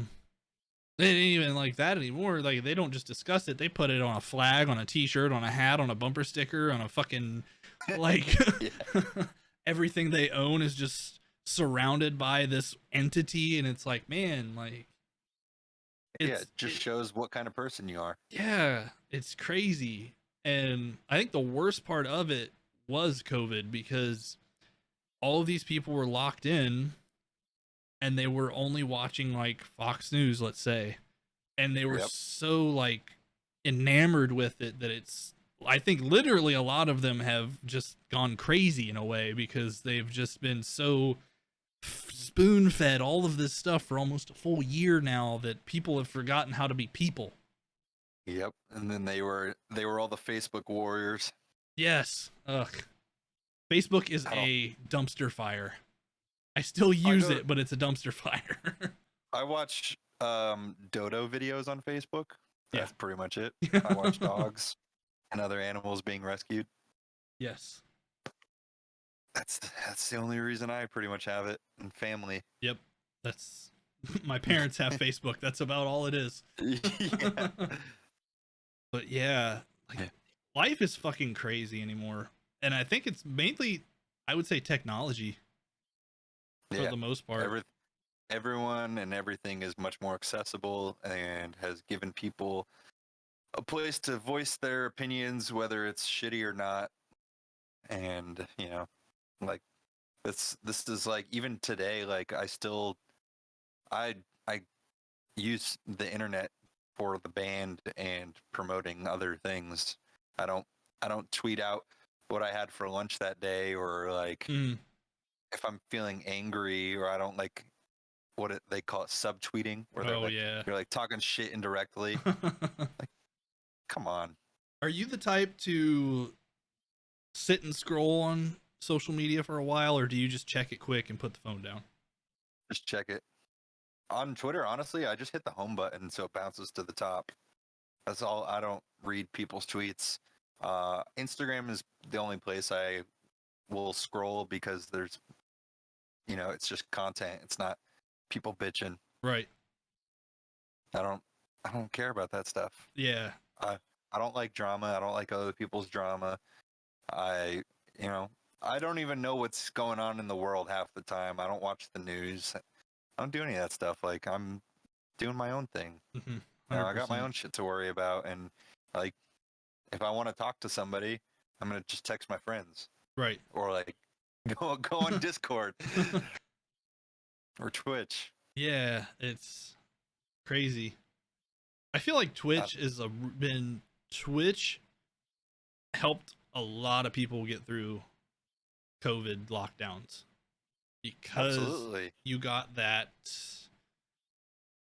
companionship from people, and you weren't alone in your house the whole time. You were able to interact with people without having to actually interact with people. And I think that's one of the best things about Twitch, is that you can interact with so many people, and you can form a community like this one, or like yours, or anything like that, without having to literally be with people. Definitely. I mean, that's like, even as us being the streamers, like, it's for me, like, if I'm just like, sometimes if I'm having a bad day, I'll want to go live, because like it takes my mind off things that I can't stop thinking about. And having people in chat, being able to connect with them, gaming with you, having a good time. Yeah. Like, even if I'm watching some homies stream and I can chat, just typing, and I'm like, this makes me feel better. Right. It's I think it's a Twitch good is outlet. Great. Yes. Definitely. When did you I probably should ask this like 3 fucking hours ago when we were first talking about it, but when did you first get into Twitch? Like, when did you first discover Twitch? When I first discovered it, it was probably 4 years ago, and I started streaming shortly after. Like, the first time I streamed was like through the Xbox app on the console itself, just like to try it, Right. And shortly after, I was like, man, this is cool. And like, Fortnite had just come out, and I wanted to like stream that, and like, moved up to the MacBook with the console capture card thing, and it's like, nah, this isn't working. This isn't cutting it. But yeah, I mean, I've been streaming for over 3 years now. Nice. And it's probably the best thing I could have ever done. Mm-hmm. I love it. I love the communities everywhere. Everyone's so nice. I mean, you find those toxic people here and there, but that's why you don't hang with that crew. Yeah, 100%. Like, and I've met a lot of friends through this shit. I met you, and like, I met my weird flex, but I met my G Fuel guy through Twitch. I met like Josh from Issues. Like I've already known him, but we got way closer just from hanging out in each other's streams, like shit like that. Like Yeah. there's just so many homies on here that you can kind of get that connection back with. Code Skies. Okay. Somebody just said it in the chat. I see it. Oh, I had to. But yeah, this, and I'm trying to get more into YouTube. I want to vlog more. Like that was a big thing I wanted to do, but as soon as I started trying to vlog, fucking lockdown happened, and it was just like, well, there goes that. So That would have been a good time to do it. I mean, kinda, I guess. No one's on the streets. But you could do ghost town vlogging. yeah, I mean, out here everybody was on the streets. It was basically like there wasn't a fucking lockdown. Oh yeah, For the most part. Small town vibes. Yeah. No one was wearing masks at all. It was rough. We stayed in for the most part. Yeah, I wouldn't go anywhere. But that's like this. Like this is a form of content that I can make that I can spread everywhere. Like this is going to be on Spotify, Apple Podcasts, Google Podcasts, YouTube, Twitch, like, and it's the easiest way to like bring more communities together. And I feel like as a streamer, you have to have some type of way to bring in people from outside to grow. Definitely. Like naturally growing on Twitch is almost impossible. Yeah. Because 100%. because it's just, what was it? At any one point in time, there's like 500,000 or 1 million people streaming at once at any given time. So literally you have to start communities elsewhere and bring them in. Yeah. I mean, a huge one now is TikTok. Oh, I mean, as cringy as a lot of the content is on there, TikTok has been, for a lot of people, the best promotional tool that they can use. I don't do TikTok. I was for a second there. I was posting game clips on there, and some of them got a few views, but it was like, man, I just Hey, I did the same thing. I kind of just gave up on it. I'm not a fan. I don't even look at the app to like watch videos or anything like that. So I don't know. If I ever got to the point where I can like hire somebody to do content shit for me, right? Yeah, they could post it and do all that nonsense, but I don't care. Right. Like honestly, if I wasn't in the band or doing this, like I probably wouldn't even have social media. Right. Like I do not give a shit about the internet. Well, that was yeah, because it feels like there's more negatives than there are positives with social media anymore. Yeah, I mean, it depends on where you're looking. I mean, that's why I don't look at Twitter. That's why I don't really look at people's shit on Facebook. Like, I just like to watch videos. I like to watch cute dogs and, shit like that. I keep what I see as positive as it can be. That is one positive about social media is you can block out a lot of that stuff, like, and just see what you want to see. But yeah, if you're not doing all that as a content creator, you're dead in the water, basically. Like you have to bring people in from the outside. Like you're in a band. Like people who know that you're in a band will come and check your shit out. And I don't even post that I go live. Right. Like I that's my thing is with Twitch, I try to keep it separated. Right. I don't want to post it on Instagram or Twitter or anything because, people, I'm not saying this is bad, but most of the times those random stragglers that aren't like necessarily part of my community, but that come from the posts are like, "Are you playing guitar today?" I'm like, "No, I'm just hanging out." And then they leave. But like I want my Twitch community to be there for my content, not just to play MIW songs. Right. Would you rather keep it as separate as possible, or would you bring it up every so often is okay? But I know there's a few people that are like, it's No, it is completely. It's a separate entity. I am not talking about the band. I'm not talking about fucking music. Like completely separated. I mean, I don't mind talking about it or anything, and I do post it occasionally, like on Instagram. Right. But like, I mean, my name's not even the same on Twitch as it is Everywhere. anywhere else. Right. Yeah, like all that. I want this to be because I love video games so much that like I want to be, I want to be a gamer. That this is the other side of my life that I want people to see Right. and not just sit here and play guitar. Right. As I do like doing that sometimes. Like I'm probably going to do that later because, I'm in the mood. I'll do it when I feel like it type of thing. Yeah.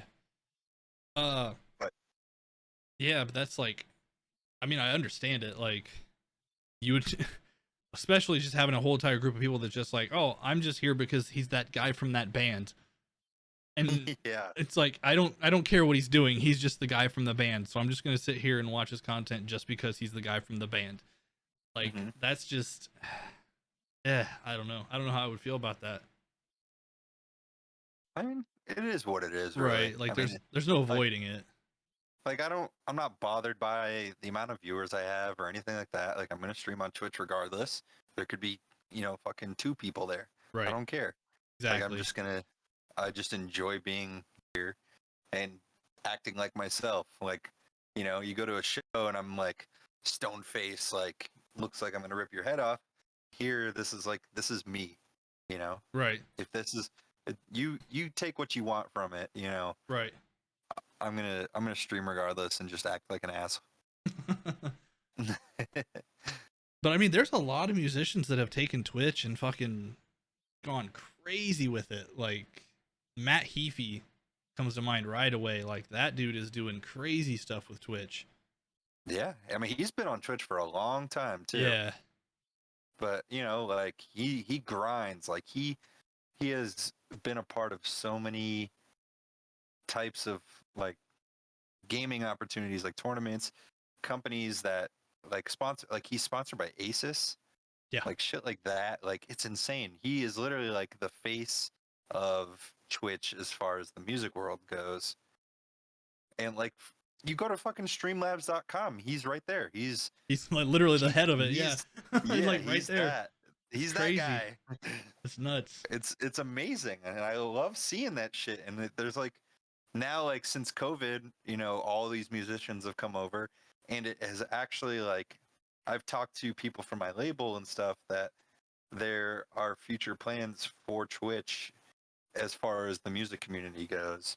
Oh, 100%. Like not just like their bands, but like for everyone. Like this is going to be a spot that's not just for gaming and not just, for the few guys that have made it pretty big in the music world. It's going to be like, we're going to have this category. You guys are going to be on front page, blah, blah, blah. Like there's so much more to it that's coming. I mean, I'm not like giving anything away. Nothing is like, I'm not saying anything secretive. Right. But, yeah. like, it's clear that you can it's bound to happen. Is picked up. Yeah. Yeah. Music is picked up on here. Yeah. I think it's great. I'm curious if a lot of these guys are going to stop streaming once touring kicks back in. I'd say some will. Like they're just doing this as a pastime. Yeah, or for the money. Oh, that's a big thing. Yeah. I'm like, I don't care about that shit either. Right. Like, there's no secret that I'll be straight up. Like, I don't make a shit ton. Like, it's whatever. Right. In the end, I love to stream. That's really, 100%. really all I'm here for. I'm just having a good time. Yeah. But I mean, I do feel like a lot of them are just here for the money and they don't really give a shit and they're just gonna and take off. But I mean, that's the way of the world now. Like, if there's a way to make money as a band, you're gonna do it. Yeah. 100%. I mean, it'd be stupid not to. I mean, honestly, too, with like even with me, like when touring and stuff gets back together, it's going to be hard to stream. Like when I first started streaming, I was doing everything I can on our days off and stuff to stream while we were on the road. And like I'm still gonna continue to try to do that. I want to figure out some more logistical things with like the networks and whatever I can take. But you know, it's still it's hard Right. while we're Oh gone. yeah, 100%. Like, But I'm never going to quit doing this. right. So have you been planning out stuff for road streaming? As far as like specs and stuff, Specs or plans of like what you might do? Are you just gonna like game on the bus? Or are you gonna do like IRL type streams? I would love to do IRL stuff. I've done a few here just like through my phone. Right. Um, but it'll be like a lot of gaming stuff, like in the hotel rooms and shit, like I used to do. I would really love to do the shows or like sound checks or anything like that, like how Matt does as well. That's kind of something I have to talk with everybody else about, though. Hmm. Um, but yeah, I mean, I just want to stream as much as I possibly can, whether I'm home or away. Is you know, like if you're gone for a month at a time and your channel's dead, like Oh you know, yeah, people that might forget. yeah, 100%.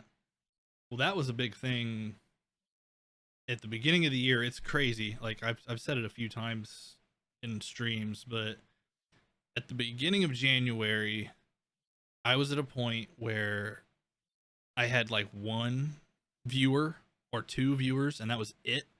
And like Mm-hmm. 10, 12 subs, and that was it. I didn't have anything. So I completely just stopped doing everything. I took all my social media off my phone. I didn't check social media for weeks. I didn't stream. I said, fuck it, I got to reevaluate everything.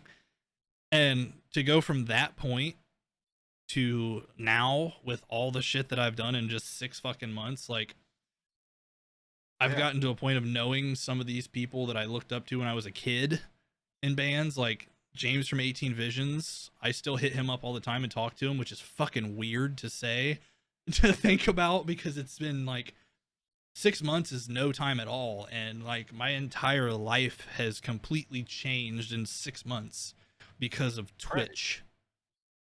And I mean, it's like nuts. It's absolutely it, crazy. you can literally do anything here. Yeah. Like the it's so like if you find like say your favorite artist streams on Twitch, it's so easy to connect with that person just through chat, you know, being there and showing support and everything. Like they get to understand and know who you are, Mhm. and you know, vice versa. And like, you know, as you as a streamer, you now have your own community, and you're doing the same with the people in your streams. Right. And like, you know, I always tell people this too, like when they're first starting streaming and they get discouraged because of their viewership or whatever. But you literally have to grind. You have to get your channel out there. You have to be on as much as you can. You know, you have to, you know, be genuine, Yeah. essentially. Like people can see through that shit, no problem. 100%. And they can tell if you're sitting there not having a good time. Yes. If you're pissed off streaming, people will see it and they will click away because they don't want to see somebody just sitting there in a pissy mood the whole time. Like You're, 100%. And even like like I was telling people the other day, 2 years ago I paid to meet you, and now we're just sitting here shooting the shit. It's fucking hilarious cuz it's like yeah. that's just how life works, and it's crazy how life Mm-hmm. works. If you just have to fucking you have to do it. Yeah. Put yourself out there. And that's what Twitch is giving people an easy. It's not easy. It's not easy to make it on Twitch by any fucking stretch of the imagination, but No. all of the tools are there. Yeah. You have to You have to put in the work, but the tools it's like are there. starting a business. Yeah. You know, you gotta, you know, nobody's gonna show up at your pizza place if you don't, you know, if you're not sending ads out or whatever the fuck, word of mouth, anything, you know, like there's you got to get yourself out there one way or another. 100%. All right, chat. Do you guys have any questions you want to throw out? That's usually how we end these off. A couple of chat questions. I didn't think we were going as long as we have. I just looked at the time. Jesus Christ, man. I'm just sitting here with sushi in front of me. Been like waiting to munch on it. I didn't want to like fuck up the audio. I'm sure there'll be plenty of questions about to flow through here, I bet. All right, let's find these questions. Let's see here. Pandy Lynn says, since 2 live streams went so well, do you think that there's going to be an option for your shows from now on to be streamed? We kind of got into that a little bit. With the live shows as well? Yes. I mean, that depends on the on the venues. Like, I don't think it would be something that would be streamed every single day. Right. It would definitely be like a once a tour thing if it did happen, probably. Yeah. I mean, like, we wouldn't bring a crew out to do that or anything like that. The only thing I would say that could potentially happen like that is if I, were to stream it myself or whoever. But if we're talking about like what you're saying, like the Maddens would do, then yeah, it'd probably be a very rare thing. Right. Someone says, how do you deal with bad mental health days? Stream. Stream? Yeah. Go out, run some errands, do things that you need to get done. Accomplishing activities are like rewarding essentially to your brain. I like to meditate. It's things that just make you happy, really. Or like if you don't feel like moving around, take a bath. Water is really good for your your mental state. Like if you just stand in the shower, let it rain down on you, water is very healing. As weird as that may sound to some people, I don't know, I'm kind of spiritual in a sense. Right. I believe those sort of things really do help. I believe in, personally, like energies. Like energies are a big thing. If you put out positive energy, you're going to get positive energy in return. If you're always putting out negative energy, you're only going to get negative energy back. That's just how that's how life works.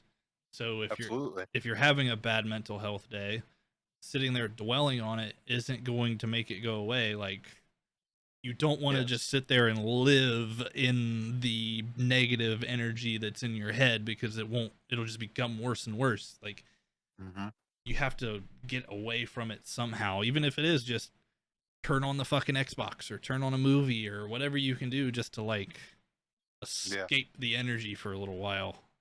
You don't, like, what I have learned through like meditation stuff, you don't want to fight the negative feelings. You want to let them pass. You want to acknowledge them and understand that it is okay. This is such a cliche term that I always hear. It's okay to not feel okay. 100%. Like, anybody who says that they don't deal with any problems is lying. Because everybody goes through some type of, might not be mental issues, but I mean a lot of them do. But everybody has issues. Everybody has life troubles. Like, yeah. And there's 1,000 people you can talk to. Absolutely. Come to the stream if you're feeling bad. Yeah, that's 100%. I can always throw a good laugh out there. That's what I've always, like, another thing I've always tried to put out with my stream is like, this is a place for everybody. I don't care if you're what skin tone you are, what fucking religion you are, like, none of that shit matters. As long as you're here and being a good person, that's all that matters. If you're gonna come and be a shithead, then you're fuck you. Like, that's a different story altogether.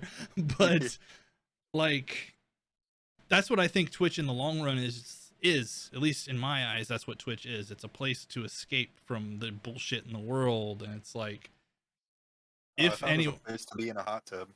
yeah, and lick some some microphones and fart in a microphone. All right, let's see. There's a bunch of questions here. Do you play Dungeons and Dragons? Never. No, I've never Never have have. either. What's your favorite scary movie? Trick or treat. How does one become part of a crew for a band?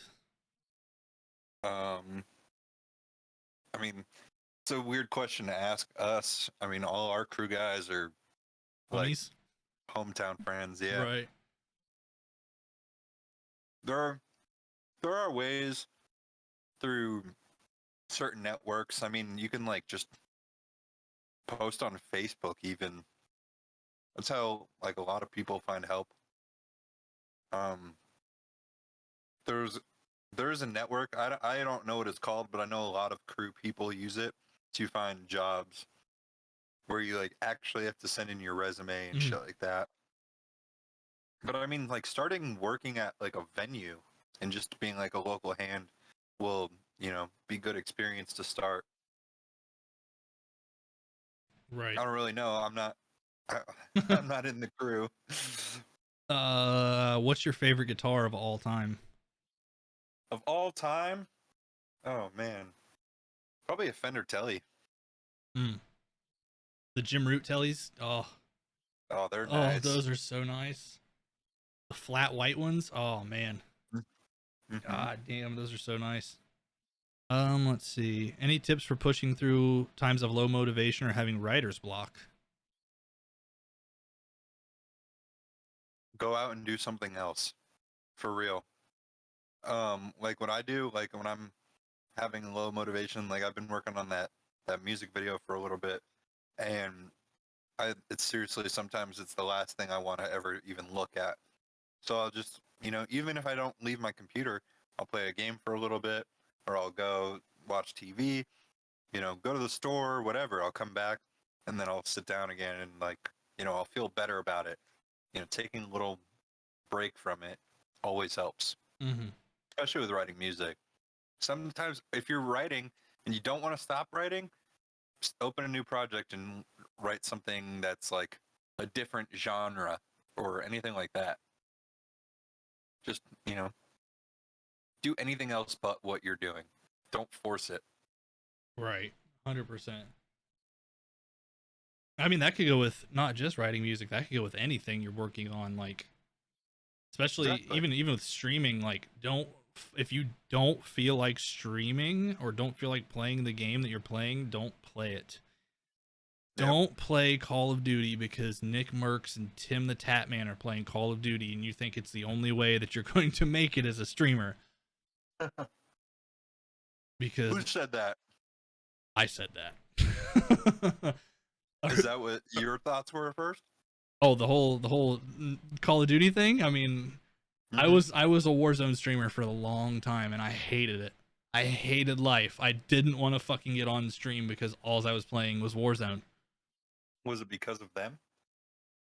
Not necessarily. Like, it was because, people were there to watch Warzone. So I was like, okay.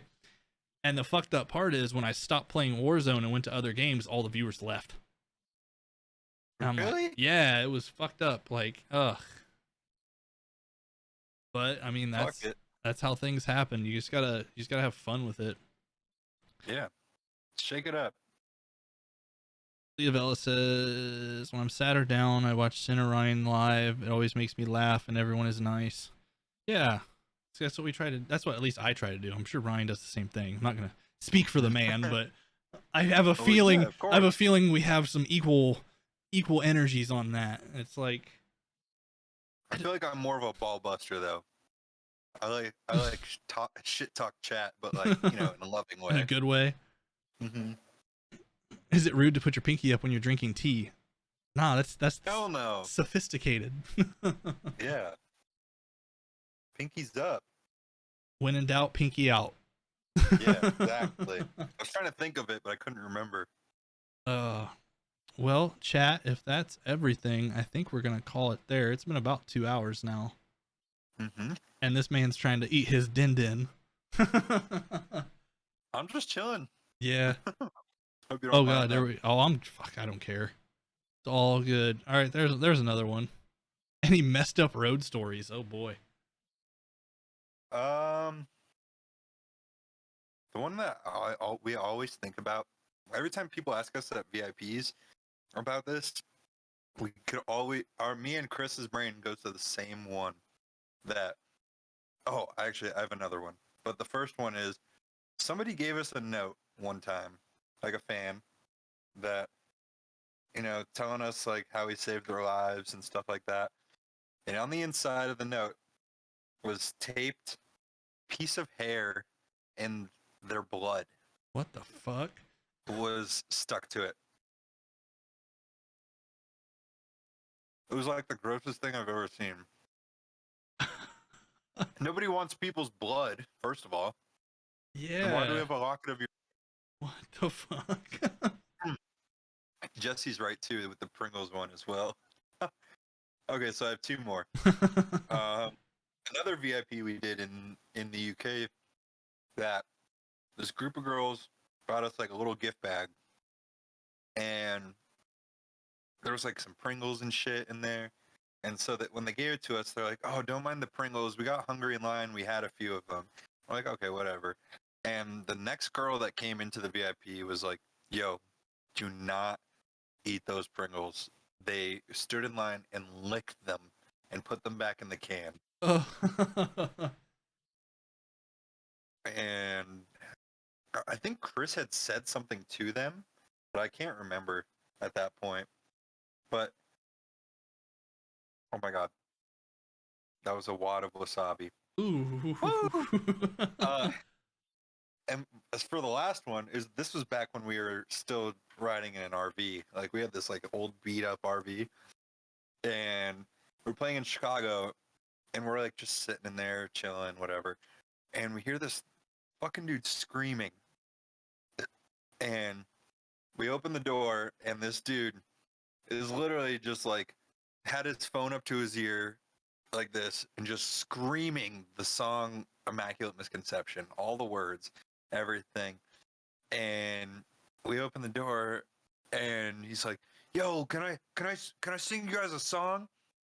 And I think he like started doing puppets or something like that. Like this is, back in that time. And I'm on the outside, like I'm already out there, and our manager and I think Chris were at the door, and Chris was recording him from that way, and I was recording him from behind. And this dude's like just fully into it, like jamming this song while his phone's just up to his ear, like so we can't hear the music, but he's just like screaming. And like all the kids outside the show, this was like after it was over, and it was just like one of those, those secondhand embarrassment things where you're like, I gotta get out of here, I'm gonna start sweating type of thing. But that's what I can remember at the moment. I'm sure if I sat here and thought about it, but those are the ones that really stuck out to me. You ever get any like, I wouldn't necessarily call them stalkers, but any really obsessive fans that like went too far, you think? I think so. Can't really think of one off the top of my head. Um, no, in Europe one time. I mean, it wasn't like a crazy story, but like somehow she got past security and everything, and she just wound up in our dressing room with us. Like we're all just like, what are you doing in here? And she's like, "Oh, the security guard let me in here. He said it was okay, blah blah blah." And my buddy AJ, um, was like, "Nope," instantly, like, just didn't shove her out, but like, just like walk behind her the whole way out of the building, like, "You gotta go, you gotta go, you gotta go," type of thing. She's like making excuses, started crying and shit. I'm just like, I just kind of laugh about that sort of shit. Right. I'm just like, what the hell is going on, man? Uh, But yeah, someone's actually, a couple of people are talking about a Victoria. who's that? I don't know. Victoria the Stalker. Apparently, it wasn't that big of a deal. I mean, I guess they weren't stalking me. Stalking Chris. Oh. Okay. Oh no, but there is a. She was in my chat a lot as a bunch of different names. She goes by Jenny, which is kind of a meme now in my stream. But she is a true stalker. She has found multiple family members of the band's phone numbers through the internet. Like, Ooh. you know, those pay to get their info types of things. Yes, the shapeshifter one. Yeah, we call her numbers because like she has one of her accounts is just a bunch of numbers. But so she got the phone numbers. She like called like one of Chris's family members. She called one of Vinny's family members. She somehow got Chris's family's address and showed up there the one time What and the like fuck?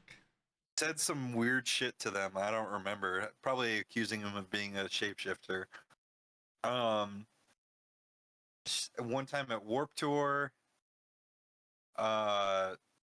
she accused Chris of being a shapeshifter, and Chris like got our tour manager to get her come to like the side gate and like had this conversation with her, like, yo, stay away from my family, blah blah blah, all this shit. And like after that, that was before she got Vinny's family's info. And I don't know what the deal is, but she thinks we're like aliens or something. What the fuck? I don't know, dude. Jesus Christ. She was the scariest one, in my opinion. Oh my god. Restraining orders? That's Victoria? Oh I thought her wow. name was Jenny. The wife said I remember when we met them and that person was wearing super thick platform boots and almost fell into the banner behind you guys and almost took Chris out completely. I actually do remember that. I remember that. That's funny as hell. Yeah, that I couldn't imagine wearing that get up to a show. God damn. Platform boots standing there watching a show the whole ugh. No, thank you. Maybe she's got some shoal souls. Dr. Scholl's. Not a sponsor. Yeah, that'd be sick. Brought to you by Dr. Scholl's. Gonna be in Converse? Even Converse don't have much. I wear fucking just running shoes because they got plenty of support. When we go to concerts, we have to get front row because the wife's only 5 foot. So if we aren't directly in the front, there's no seeing the show. So. Oh no. Oh yeah. What else we got? Moccasins. Oof. Code Senate, Dr. Scholl's. Yeah. Get 10% off your footwear. Actually, I have a code for something. It's a you watch just gotta company. get it tattooed on you, and then it'll happen. I've considered getting a sin tattoo. I've told this story a few times, but obviously I fucking stole my name from Sinister Gates. That's not a fucking that's nothing. I've had the same gamer tag since I was 15 years old. And I've never changed my gamer tag. It's been Captain Sin on fucking Xbox 360 all the way up, and it's never been changed. I don't remember what mine used to be. It's been Ryan MIW on like all my consoles forever. I mean, once I was in the band. I don't know what it would have been before. Probably some generated name. Was it one of those X Ryan Riot X type things where you Oh, actually it was. I think it was X Ryan SX, but the A was a 4. I'm pretty sure that's what it was. Like one of those fucking oh god. Not to poke out Megan Massacre, but when you have your name and then you have like another word that starts with the same letter as your name at the end of it. Oh god. Oh, were you? Yeah, like Haley Horror. Yeah. I know, The guys. I MySpace names. know. No, it's Haley Horror is one of my my viewers. I'm just saying it. But that was the first one that came to mind. Oh man. I'm not giving her shit or anything. But yeah, I know what you're talking about. Oh, the days back of MySpace. Oh Jesus. I never did one of those because I didn't know what would be a cool name that goes with the letter R. Yeah, I didn't either. I don't think. I didn't have anything Ugh, like that. God. No, it was just X Ryan SX because like, you know, last initial of my last name and then boom. I thought I was cool because I was like 16 and straight edge, even though I'm 16. Oh gosh, and then the deep V's and the flippy hair and oh yeah, God, the American man. Apparel get up, baby. Hell yeah, deep V-neck with the American Apparel hoodie on top. Oh boy, God damn, those were such a long time ago. Pants Back that were when so we had tight. to buy girls jeans. I bought all my shirts, all my V-necks were girls V-necks from Walmart because I couldn't afford the American Apparel ones. So I just bought the double XL ones from Walmart. I only had girls jeans because I remember back then it was like they didn't make guys jeans that tight yet. God. We were ahead of its time. We were cool. Yeah, duh. But I mean, meanwhile they were calling us the F word. Yeah. Nice pants, F word. Yeah. People are bastards. Dumb. Jinko jeans? No, I never wore Jinko jeans. I never got into the Jinko thing. Thank fucking God. Me neither. I wanted a pair, but that was also before the tight jeans era. That was when I was in I really want to be goth phase, but I never got into it all the way. Yeah. I always wore eyeliner and like nail polish and stuff, but I never or trip jeans. Yeah, I never got into those either. Were those like the black ones? Yeah, with the chains and straps. Yeah, I never got into those.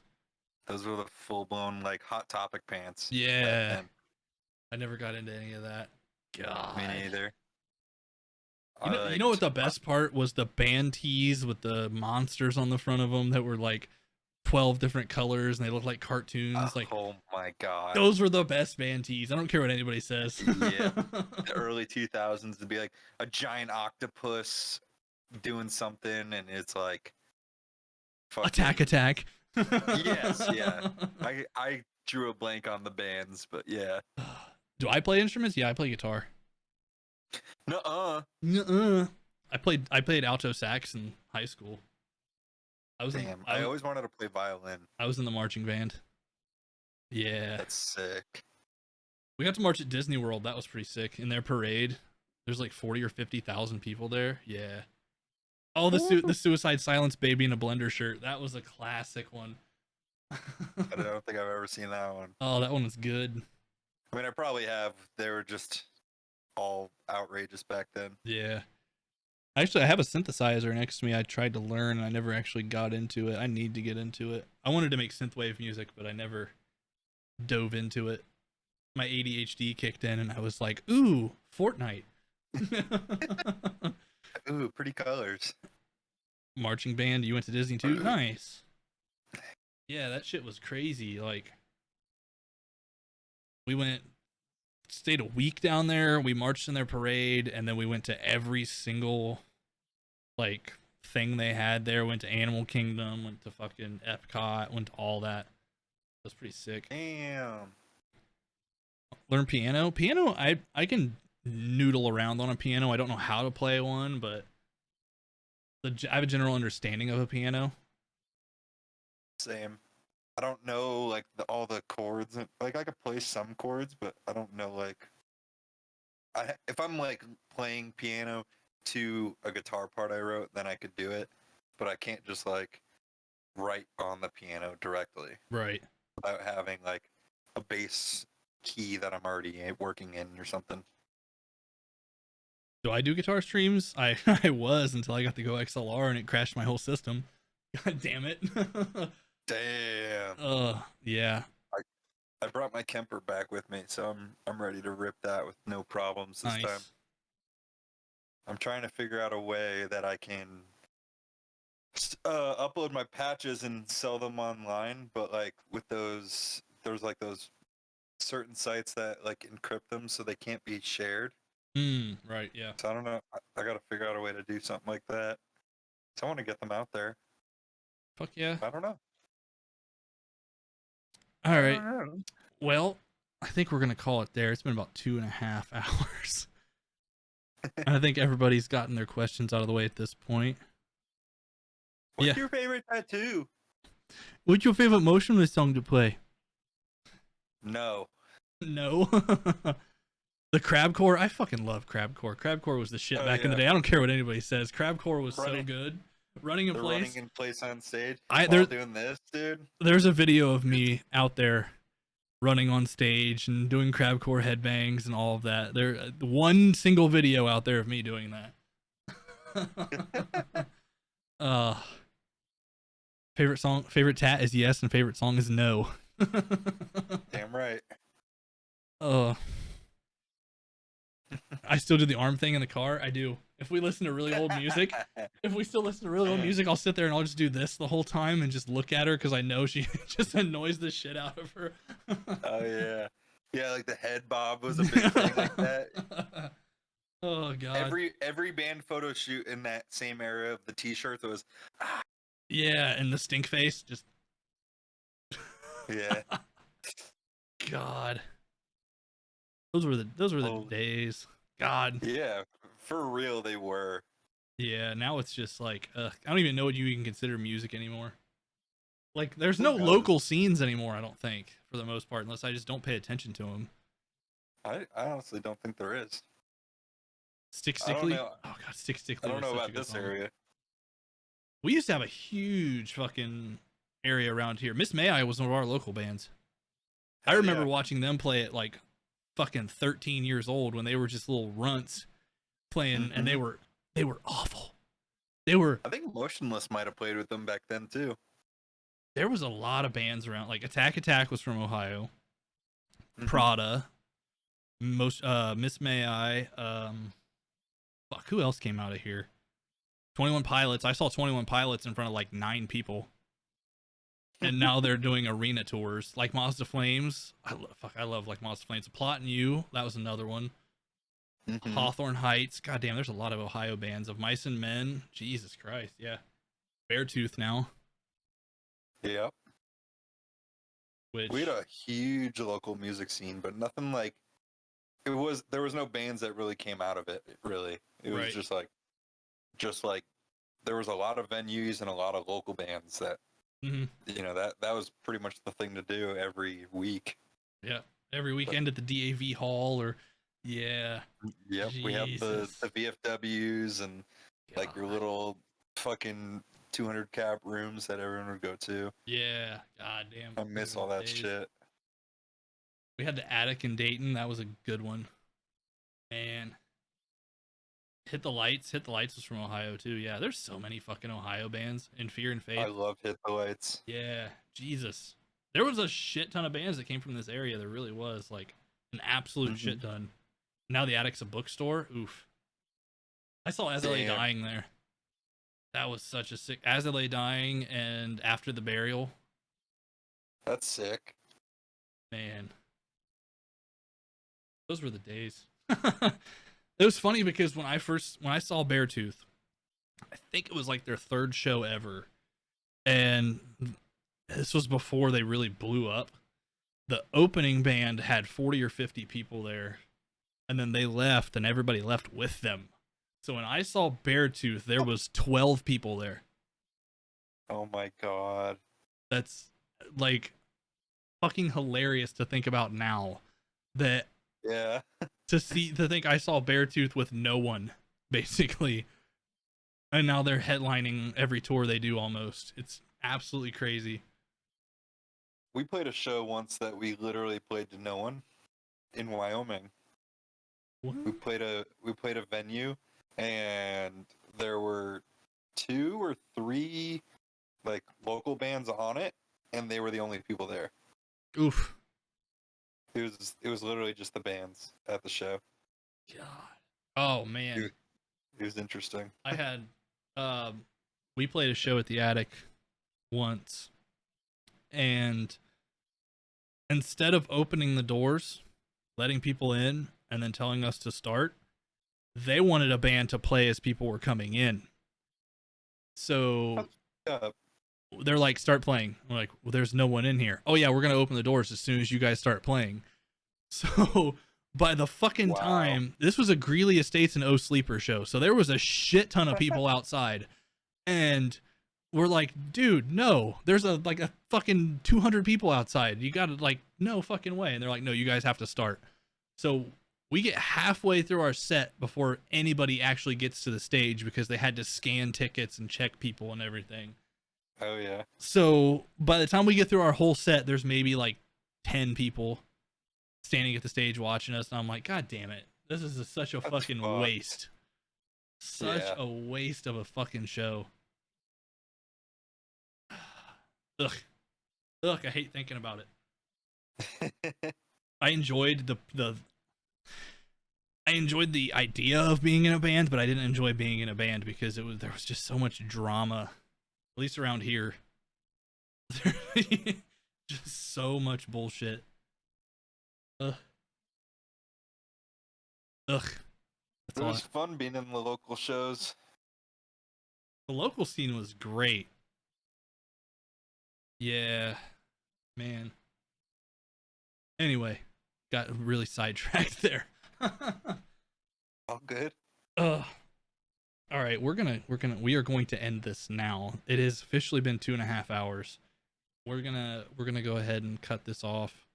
Anybody who's here and still wants to hang out, we are probably gonna end up gaming and stuff at some point tonight, I would imagine. Yeah. But yeah, we're gonna call this part to a close. I'll probably go offline for a little bit, take a break, cool off, because it's fucking 95 degrees in this room. Fortnite? Yeah, we'll probably get into some Fortnite later. Definitely. I'm gonna get on in a little bit and play some guitar, and then we can rip some nuts. All right, well, thanks for doing the podcast. I appreciate it. Hell yeah, man, of course. Yeah, it's been fun. This one went really long. Like, that's what I like to do. I like to have them go long and we just bullshit the whole time, because those are the best conversations, when it's just off the cuff and not planned, I think. Yeah. And it's easy to talk to each other, you know? It's not like, you know, this is the first time we're meeting, just doing this for business purely. Ugh, yeah. And I sit there and I'm super nervous before I click go, and I'm like fucking sweating, and because that happened. I mean, you were already sweating. Yeah. I'm so Oh, all right. Well, thanks everybody for stopping by. I appreciate it. Thank you for doing this again. This should be up on YouTube and Spotify and everything within the next day or two, probably. So anybody who didn't catch the beginning or whatever, it'll be all over. Go ahead and follow me everywhere. I'm on Twitch, again, for people on the audio platform, twitch.tv/thecaptainsin, youtube.com/thecaptainsin, and Chatting with Captain on every podcast platform at this point. Chatting with Captain. There you go. It's clever. Yes, follow me everywhere. Alrighty, stalker. All right. Thanks again. I appreciate it. I will see everybody later. Have a good one.